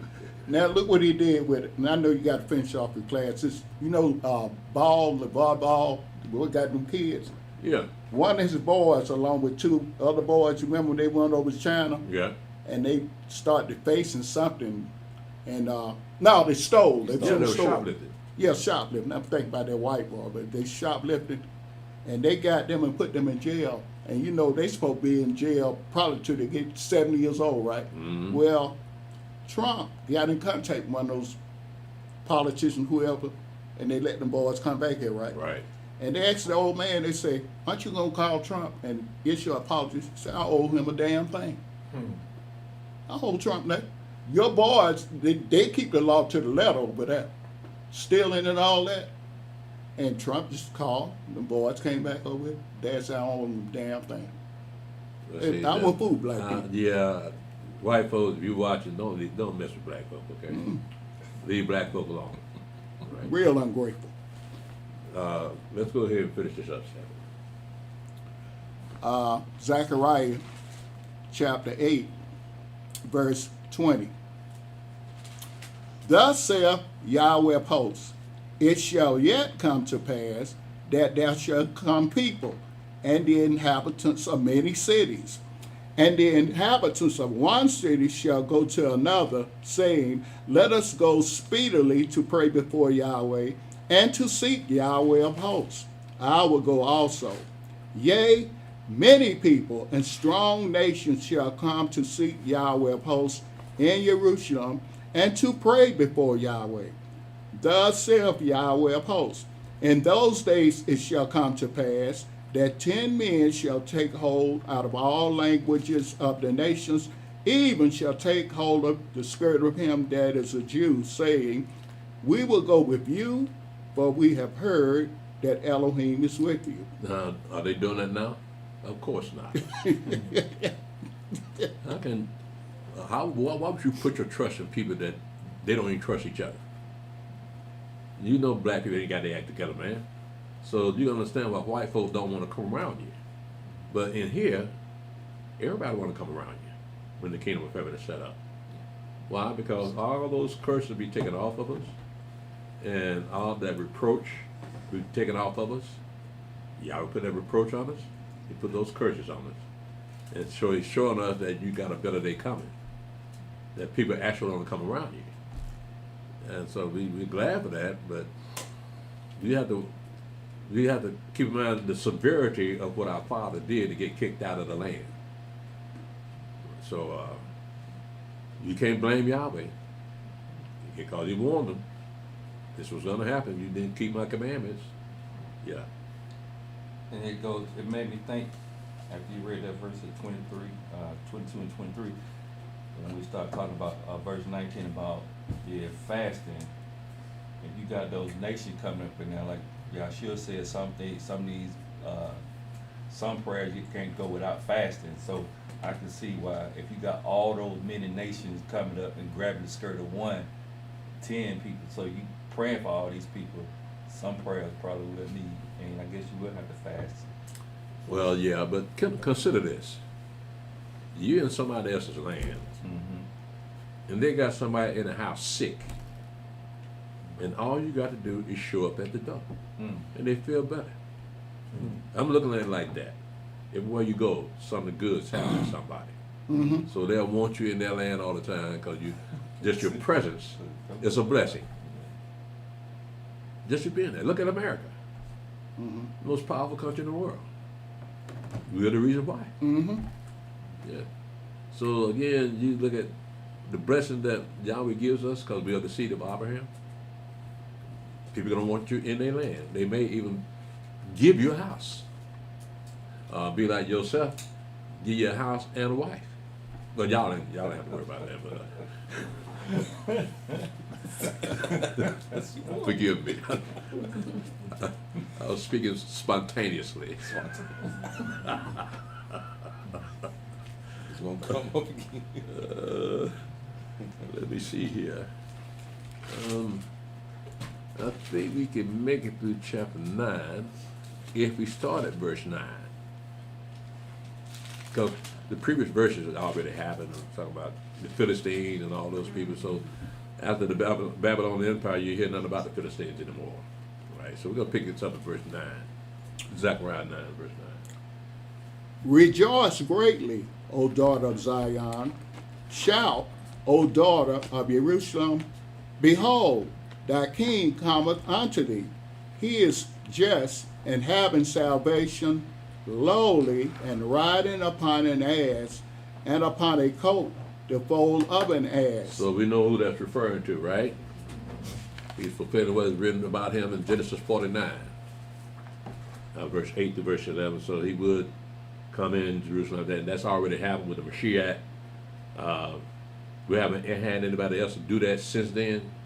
So he fulfilled this part of the prophecy. Go ahead, Brother Stephen.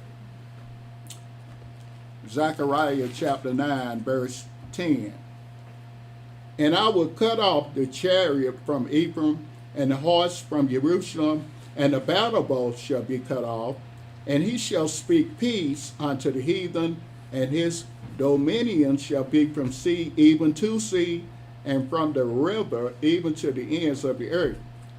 As for thee also, by the blood of thy covenant, I have sent forth thy prisoners out of the pit wherein is no water.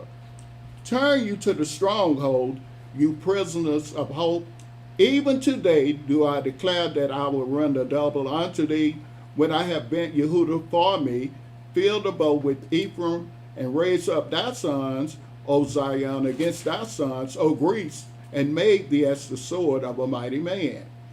And the Adonai shall be seen over them, and his arrow shall go forth as the lightning, and the Adonai Elohim shall blow the trumpet, and shall go with the whirlwinds of the south.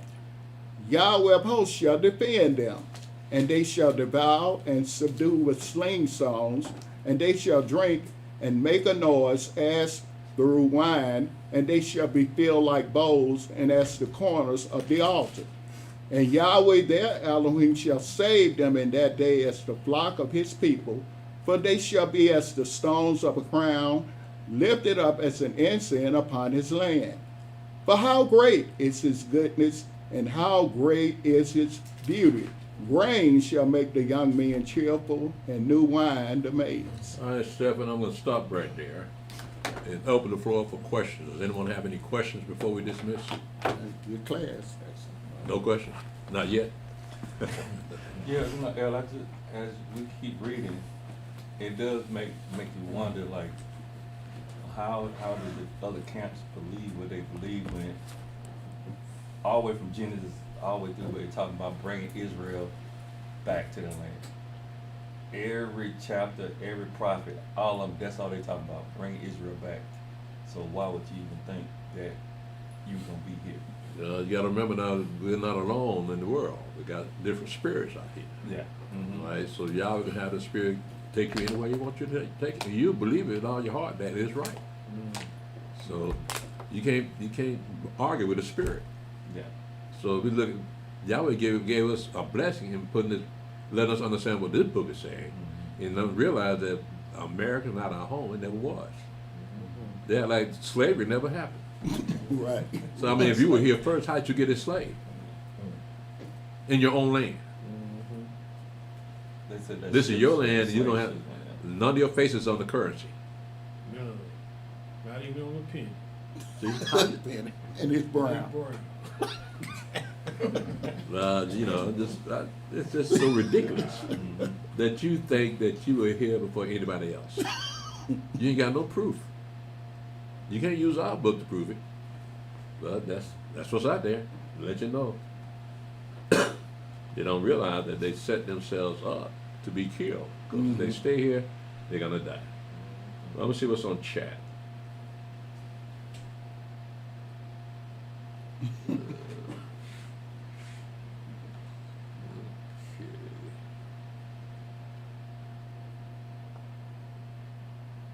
Come on.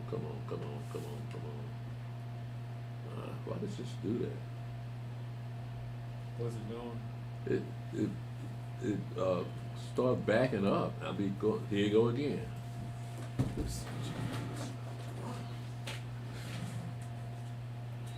No. You see what that little dot was? It's supposed to be an arrow. But see, look. See, I ain't doing nothing. You mashing it. Huh?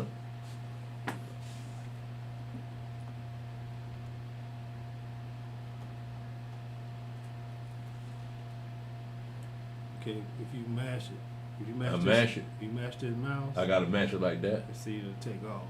So I'm mashing too hard. You mashing that, yeah, don't mash it. Oh, okay. To read it. All right. Okay. We have Brother Adam on, Man Yasharala, right on the NCCI _ Judah. Okay. Shalom, Brother Adawan. Shalom, Brother Alahayam, Mr. Samalaka.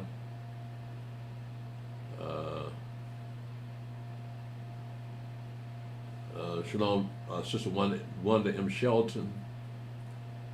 Shalom, Shamian Yasharala Elder. Shalom, Brother Yohanan. Shalom, Julius Brown. Shalom, Elder Mick. Shalom, Brother Mick Anderson. Shalom, Allah Ben Yasharala. Shalom, Brother Yaakov.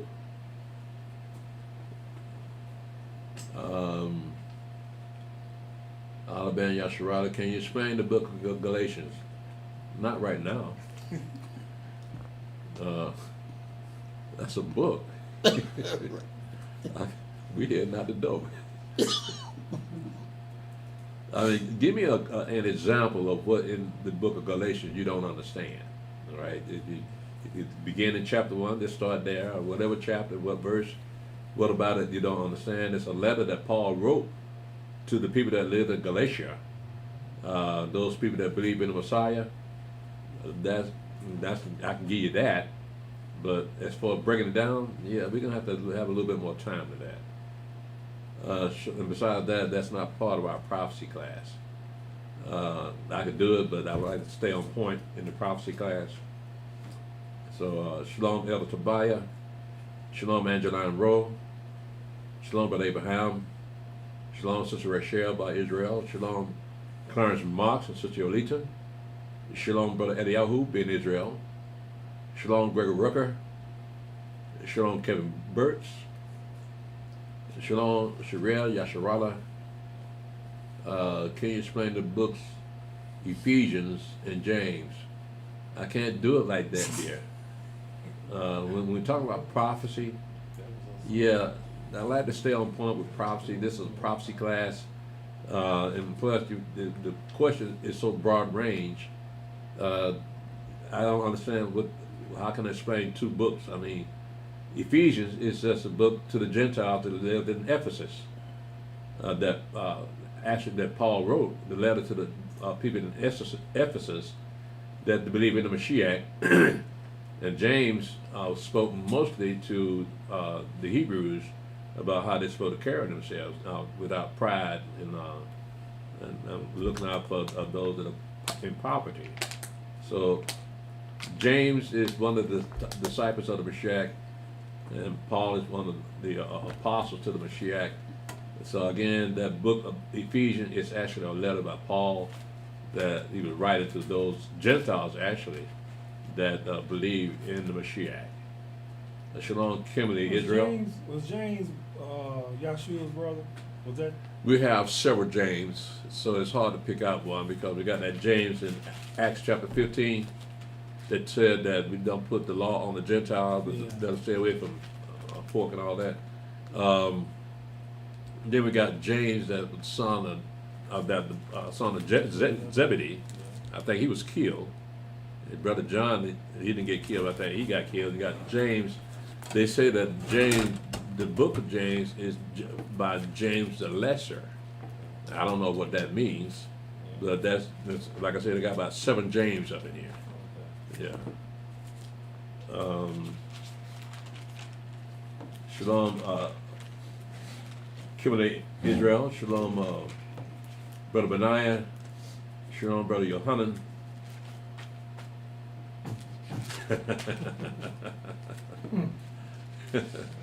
What were we talking about? The wall. With the stones. And the other so you're going to need a ladder to get up top of it. See, you don't know who be listening to this thing, man. You see? You don't care. Yeah. He said, I'd be happy to use a ladder. Yeah, we making money. Shalom, Brother Hodiah. Shalom, Brother Benaiah. That sound like that Nuwabian junk from Malachi Z. York made up, reading from several different books, the Bible, the Quran, and many other books. Yeah, we talk about that. Okay. The Hebrew Israelite brothers, so that sound like Malachi Z. York. Whatever happened to him? Did he die? They locked him up, I thought. They took that land. Yeah, they locked him up. Yeah, remember They had that a place thing? down in Newman, Georgia. Yeah. Yeah, I know. They built a temple down there. Yeah, they did. Yeah. I think they ran them off. Yeah, they took Taxman it. got them or something. Yeah, they took that land. Yeah. You're right about that, Brother Benaiah. Shalom, who wants to know? Good to see you, man. Shalom, Brother Adrian Davis. Shalom, who wants to know? Elder, I'm going through a separation with my wife now, but I have a question about the Book of Mormon. What is this? Book of Mormon. Keep on reading. Labor Day Saints. I'm supposed to explain the Book of Mormon now.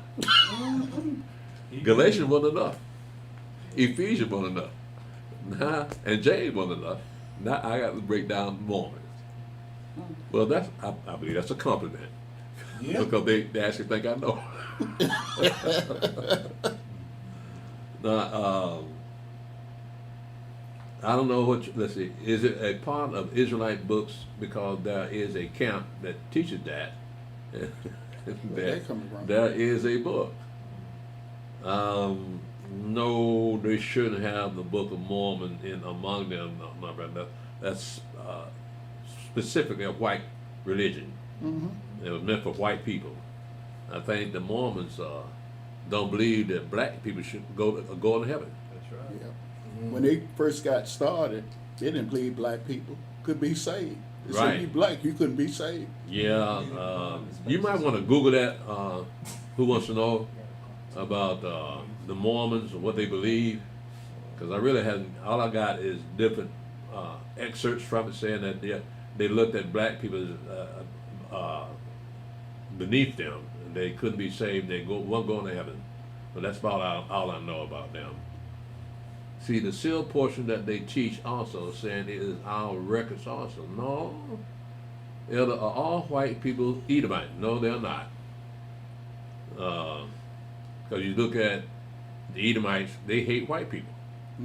So even though they look white, but they mingled their seed among white people for a long, long time since the Greek Empire, and so they look like white people. But when you look at the way they carry themselves, no, they're not white. Who wants to know? I'm so confused about all these different teachings and doctrines. I don't know what to believe now and what to believe in. Well, take your time. That's why I told you to check around before you make up your mind about us. Look at the other doctrines out there and then compare that doctrine to us and see which one makes more sense. All right? So that's what anybody that comes up here and that think that we're the best. And I say no. Check around, look at other people's doctrine and see if their doctrine is better than our doctrine.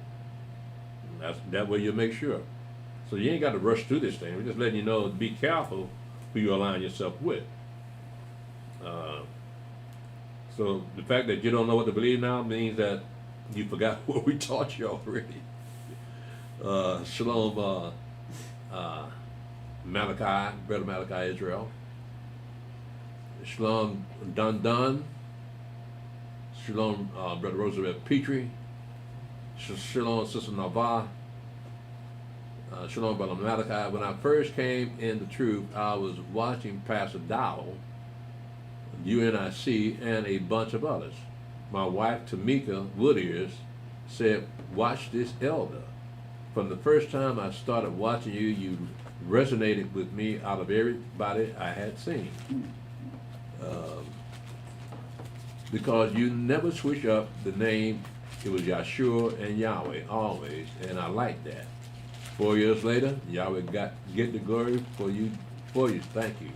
Praise God. Praise Yah, man. Praise Yah. Says Yahweh touching some people, man. So that's why I tell who wants to know, just take your time, man. Listen to all the doctrines. If you don't like any of them, don't go there. Shalom, Brother Shaul. Let's see here. Falling back on a question I asked on Shabbat about Abraham and Sarah not having hanky-panky in their old age, I need to rephrase my question. I understand that if healthy, a man and a woman are capable of conceiving a child the old-fashioned way. However, the scripture says in Genesis 21, verse 1 and 2, that Yahweh came and did it, and never mentioned Abraham, although Isaac was indeed from his seed.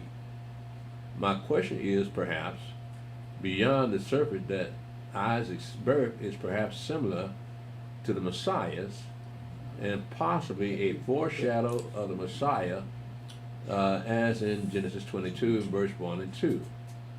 Abraham calls him a lamb. As for Sarah in Genesis 18 and 12, 14, she was the one using old age as an excuse. In addition to this, John the Baptist's birth may have had assistance too, because she was barren. Luke 1:35 and 36. Sorry for the lengthy question. Thank you. So, just because these people are old, they can't have babies. That's what he's saying. And usually the woman's, when she hits menopause, that's it. It's a wrap, right? But the question is anything too hard for Yahweh? Right. Right? Let me see here. I think it's in Genesis 18.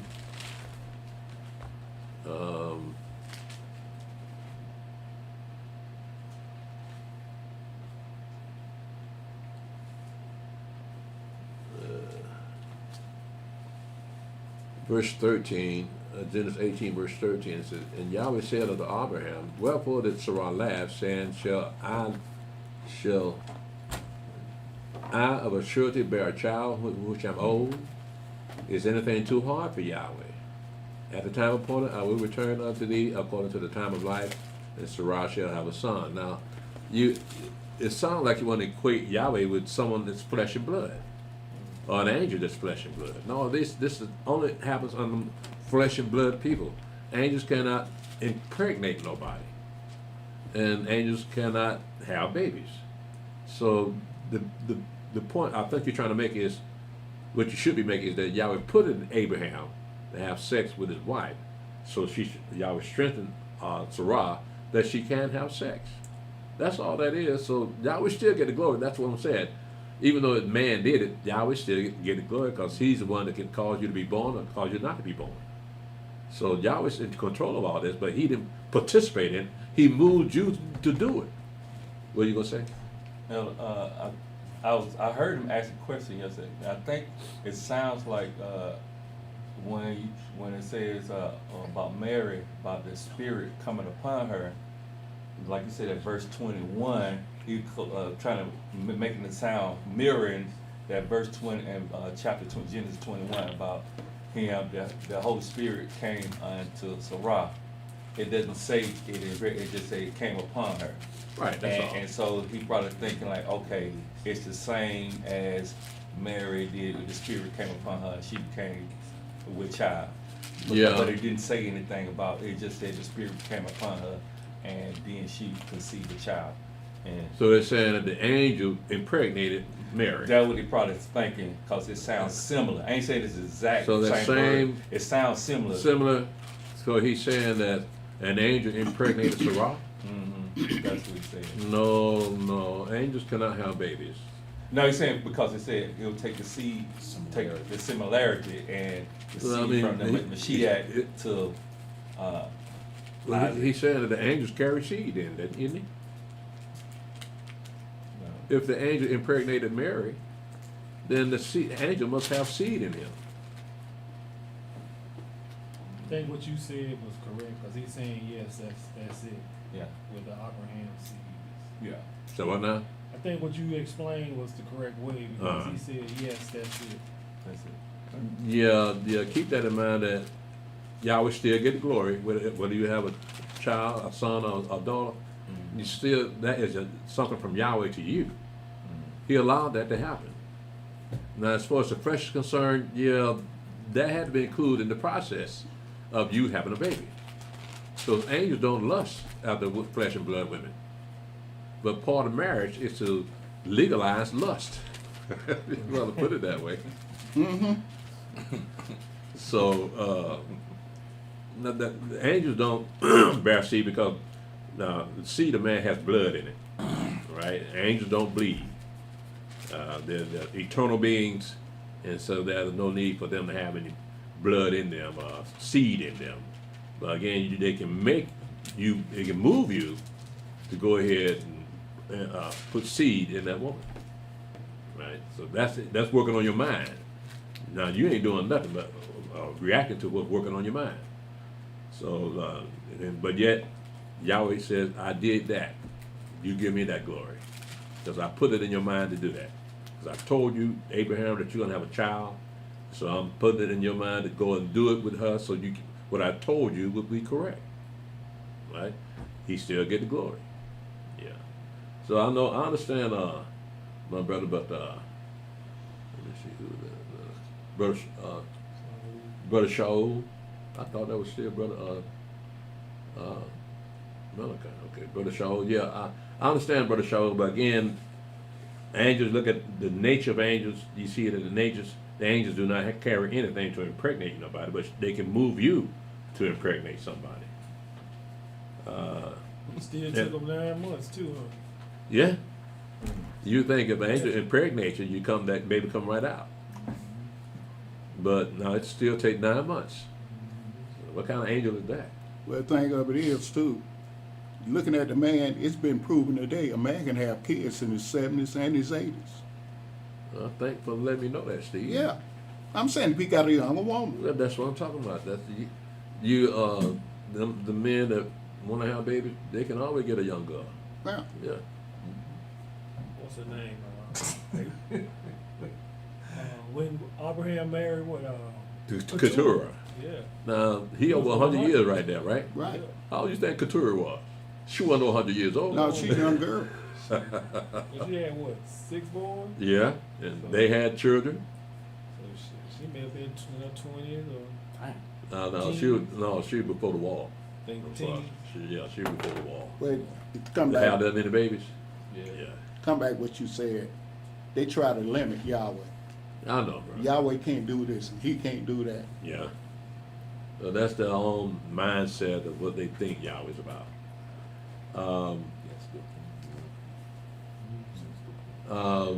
Brother Kevin Birch, Shalom, Elder and brothers. Elder, have a question, simple questions. What is an ephah? An ephah is a measure of a dry measure of this word I'm looking for, like a bushel of something, or in that range. It is a measure of something. It could be 2 ephahs or 1 ephah, whatever it is. It is a unit of measure, just like we got gallons and quarts and pints. There are units of measure. So the ephah is a unit of measure, depending on what is being used. But I can't. It's a Hebrew word, but I don't have my book here to let me know what it actually measures as far as ephahs go. Huh? Says 22 liters. 22 liters, liquid or dry? It'll both liquid or dry. It's still gonna be 22. So 22 liters. Yeah. So you know what a liter is, though. So 22 liters. Okay. Sounds a lot. That sounds like a lot, because I think you get a sixth of a hen. A hen has about 6 gallons, I believe, and one part of a hen is about 1 gallon. That's a wine offering to Yahweh. So 3/5 of a bushel. I should know what that Yeah, is. I bushel don't of know. hay. That's all What? the size of a bushel. But that of is hay. because I like wine. So it measures. So you have your own vineyard in the kingdom, Steve. Yeah. You get him a 5th of hen. 22 liters. That's kind of original. I like that.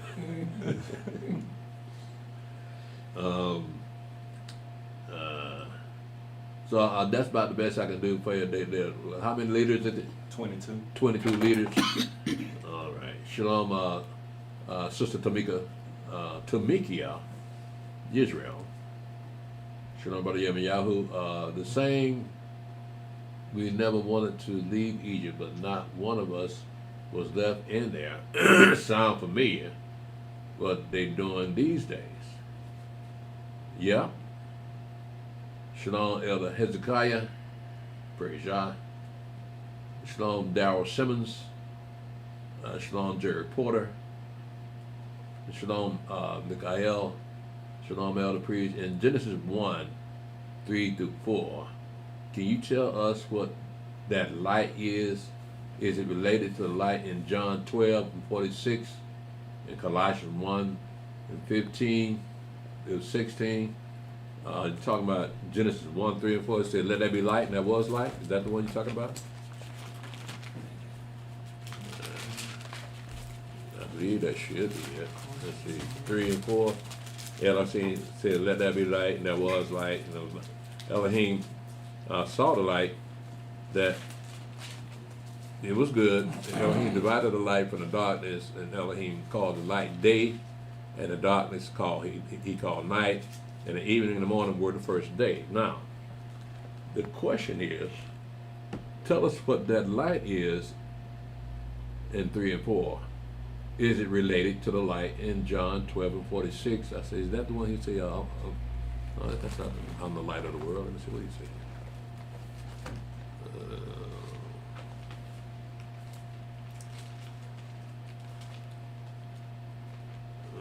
Let's see, 12 and 46. I am come a light into the world, that whosoever believeth on me should not abide in darkness. It's not the same light. That's the Mashiach light a little bit differently. In the beginning, it says, let there be light, and there was light. Well, that was the law. All right? That was the law coming into your conscience, so that when people start selling it in their land, they already had a conscience of what is right and what's wrong. That's why they had the governments already set up by the time we got into our land. But they do have governments to let them know what is right and what's wrong. So whether you get that conscience from, when it says that there be light, and that was light, now you got in your unconscious the law telling you it's bad to steal, it's bad to kill, and all those things that make common sense to us. But that was that light that was in the beginning, because the moon and the sun and the moon were not created to the fourth day. So what was that light then, if it wasn't the sun and the moon? Light of the mind. So when you behold the work of Yahweh, it makes sense to you. All the trees and animals and people and all these, you have a subconscious in your mind letting you know, well, all this makes sense. You can't explain it. You can't explain a giraffe. Who could have thought of a giraffe? Who could have thought of an octopus? See, that couldn't have come from man. But nevertheless, that's what's out there. And so they're there so that we be aware that, yeah, that's something you need to investigate. So what you going to do? Well, I'm going to call it a giraffe. What about that little slimy thing? Well, that's an octopus. So that's man naming Yahweh's creation. But that light, yeah, that was, now the Mashiach's light, how do I explain the Mashiach's light? Because that light illuminated the law. I'm looking at the law was one way. You remember that Yahweh says, magnify the law and make it honorable? Well, that would be the Mashiach doing that. So he'd be letting know that he's the light of the world. And everybody, if you don't know what he knows, if you don't understand what he knows, then you sit in darkness. That's why he said the Pharisees is blind, leading the blind. They both go fall and talk about the Pharisees. Both go fall into this because they're still blind. They still don't see the light, right? And his own disciples didn't even understand him sometimes. But nevertheless, he said, "I'm the light of the world." And so that we're talking about a spiritual light, just like it was in Genesis chapter 1, 3 and 4. That's a spiritual light. So they're not on the same level, because you got the light in the beginning that divided the light from the day, or darkness from day, night from day. But this here, the Mashiach light, is an eternal light. Now, you take that same notion of him being the light into the new heaven and new earth, well, in the new city of Jerusalem, coming out of heaven, and it said that they did not need moon, sun, nor the moon, right? Because Elohim is the light of that moon, and the Mashiach is that lamp that brings forth that light. Right. So you look at in that type of situation is both spiritual and physical. Excellent question, though. Excellent question. Elder, what's that, 2 Corinthians 4? Yeah, about him being a light. 2 Corinthians 4, you say? Yes, sir. Let's see.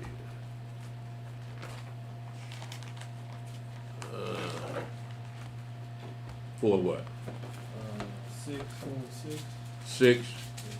For Elohim, who commanded the light to shine out of darkness, has shined in our hearts to give the light of the knowledge of the glory of Elohim in the face of Yahshua HaMashiach. When you're walking in the law, you're walking in the light. All right, so the law is light, and the commandments are light also. So David, that when you said let there be light, and that was light, well, that was the spirit, wisdom, understanding, and knowledge. The writing up everyone that keeps the commandments of Yahweh. But that's how the animals, when the earth brought forth trees and those plants, and the earth brought forth those animals and all those things, well, that made earth a living organism, but they needed that light to continue on, unless, and besides that, there was no sun and moon, no stars at that time, until on the fourth day Yahweh made the star, the sun and the moon. But up until then, you had, each day was 1,000 years old, and so up until man came up, until Yahweh on the fourth day made the sun and the moon, you had total light and total darkness, but there was nobody there to comprehend it. Only man can comprehend what is light and what is dark, right? The animals, they just go by instinct, because some animals just know to go hide when it's dark out there. Yeah. Some animals know when to hunt. It's better to hunt at night, right? So they use that for their own purpose. They're using the light and the dark to survive. Yeah. It's just like, I guess, like you said, that the law wasn't given to the nations, but even like in Romans 2 and 14, what it said to the Gentiles. So what now? In Romans 2 and 14. 2 and 14? Yeah, Romans. I think I ran over that Did you yesterday. 2 and 14 Yes, sir. says, for when the Gentiles which have not the law do by nature the things contained in the law, these having not the law are a law unto themselves. Again, they have empathy. They can be empathic to people that are being done wrong. That was that consciousness that was given. Right, that was that conscience. Yeah. That when they said let there be light, that was the conscience of man. Right. So good example. For when the Gentiles which have not the law do by nature the things contained in the law, these having not the law are a law unto themselves, which show the work of the law written in their hearts, their conscience also bearing witness, and their thoughts the main while accusing or else excusing one another, in the day when Elohim shall judge the secrets of men by Yahshua HaMashiach according to my gospel. So yeah, he's the light of the world, and he put a light in your heart so you can see what he sees. But though, I mean, some great questions. Okay.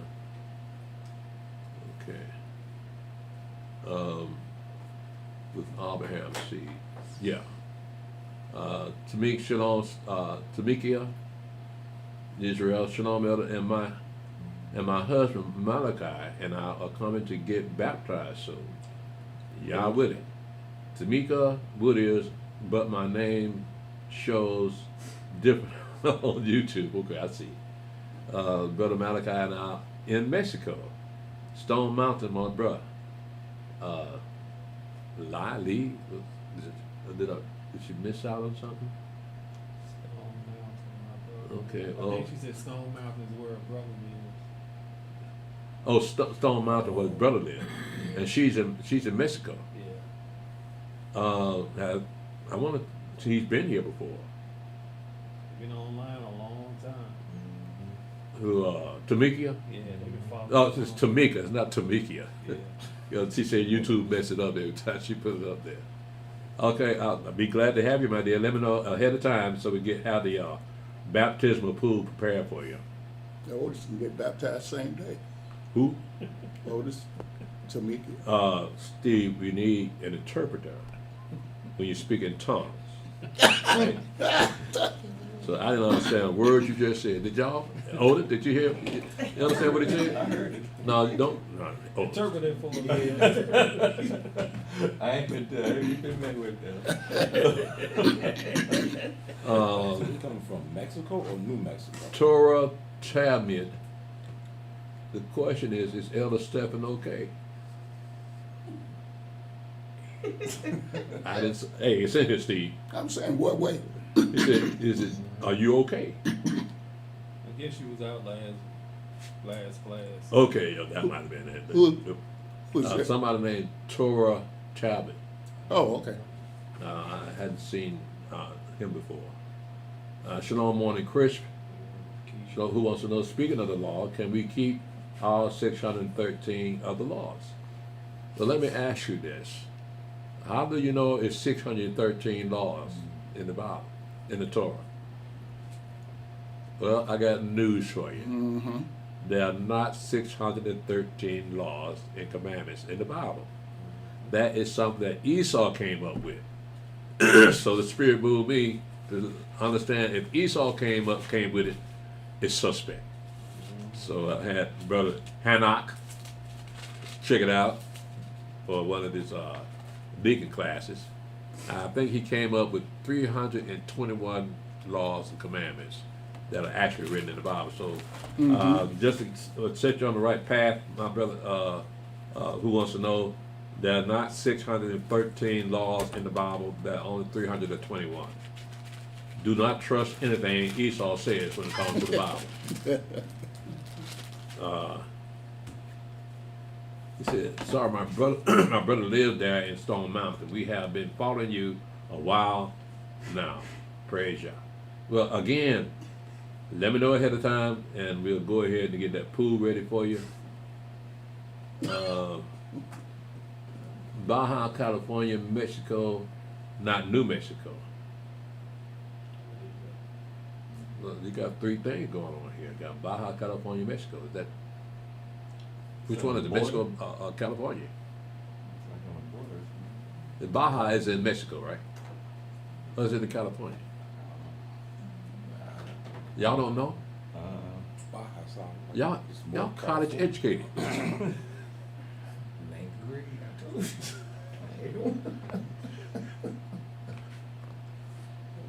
you. I'm surprised.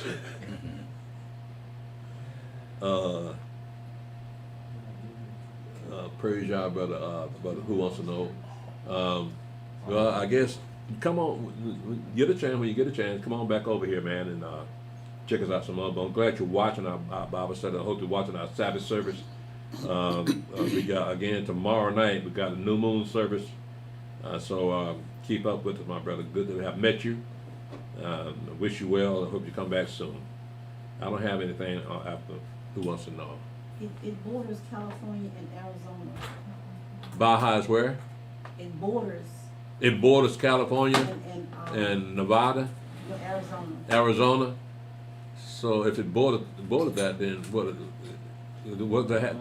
is it Mexico in that also? That one is Mexico. Baja California. It's called Baja California, but it's in Mexico. So like that little curve. So it's in Baja California. actually Is Mexico. in Mexico. Yeah, it's Mexico, Mexico, but yeah. it's California right. Yeah, right next to up above Yeah, it. and Arizona. Yeah. What you got there? You got a couple of them. Got some more?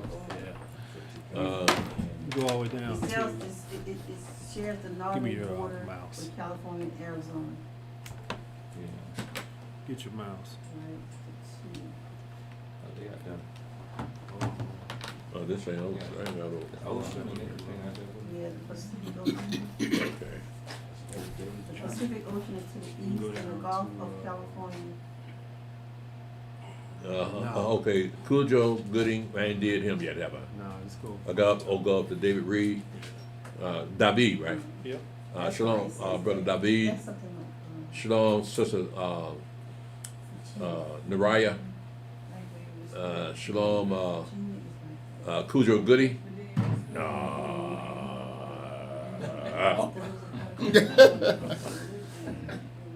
Shalom, humble rollers. Shalom, Kimberly Israel.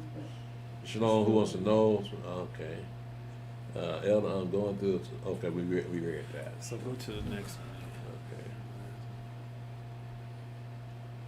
Okay.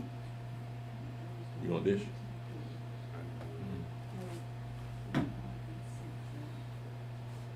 Got some more? Yeah. Shalom, repentant Judah. Shalom, David. Shalom, Susie Garman. Shalom, Islove Yasharana. Shalom, Brian Thomas. Shalom, Lonely Redwolf. How come that stuff ain't all on my side? It didn't come on mine either. Yeah, check it out. I think I went too far. Let's see. Shalom, Lonely Redwood. Shalom, Nettie Shelton. You can do this here too. Oh, okay.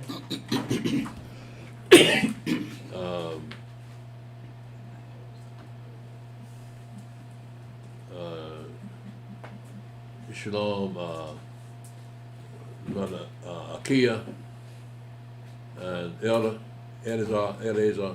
I really do. I miss you people, but I really do believe y'all need to be back here. All right. So that's why I'm just putting that out there. We wish you were here and don't have to travel so far. Shalom, Thomas Miller. Shalom, Melinda Curry. Shalom, Brother Yosef. Shalom, Herbert Moore. Shalom, Isha. Shalom, Brother Yohanan. Okay. So that where you stopped before? Yeah, I think I did that on my side. Yeah. Okay. Adrian Davis, yeah, I got all them. Yes.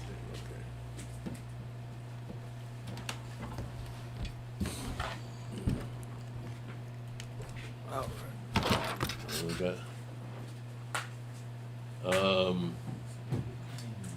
Brother Malachi is in San Diego. Are you in San Diego? Okay, well, praise y'all, man. We got. I know that's in California. Yeah, that's just north of that. That's Baja, north California. of the Mexican border. Yeah. I've been to San Diego.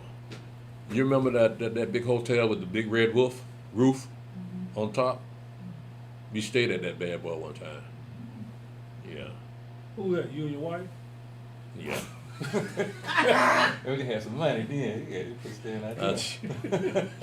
I should have thought before I brought it up, man.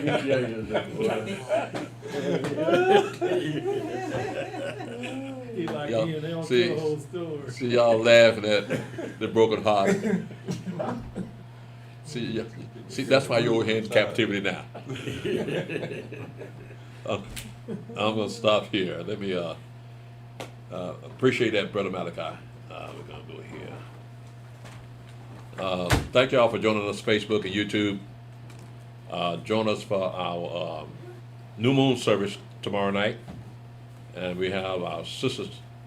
We got our history class on the next night, and we got our sister class on the 5th day, which is Thursday at 8 o'clock, and we have our prophecy class.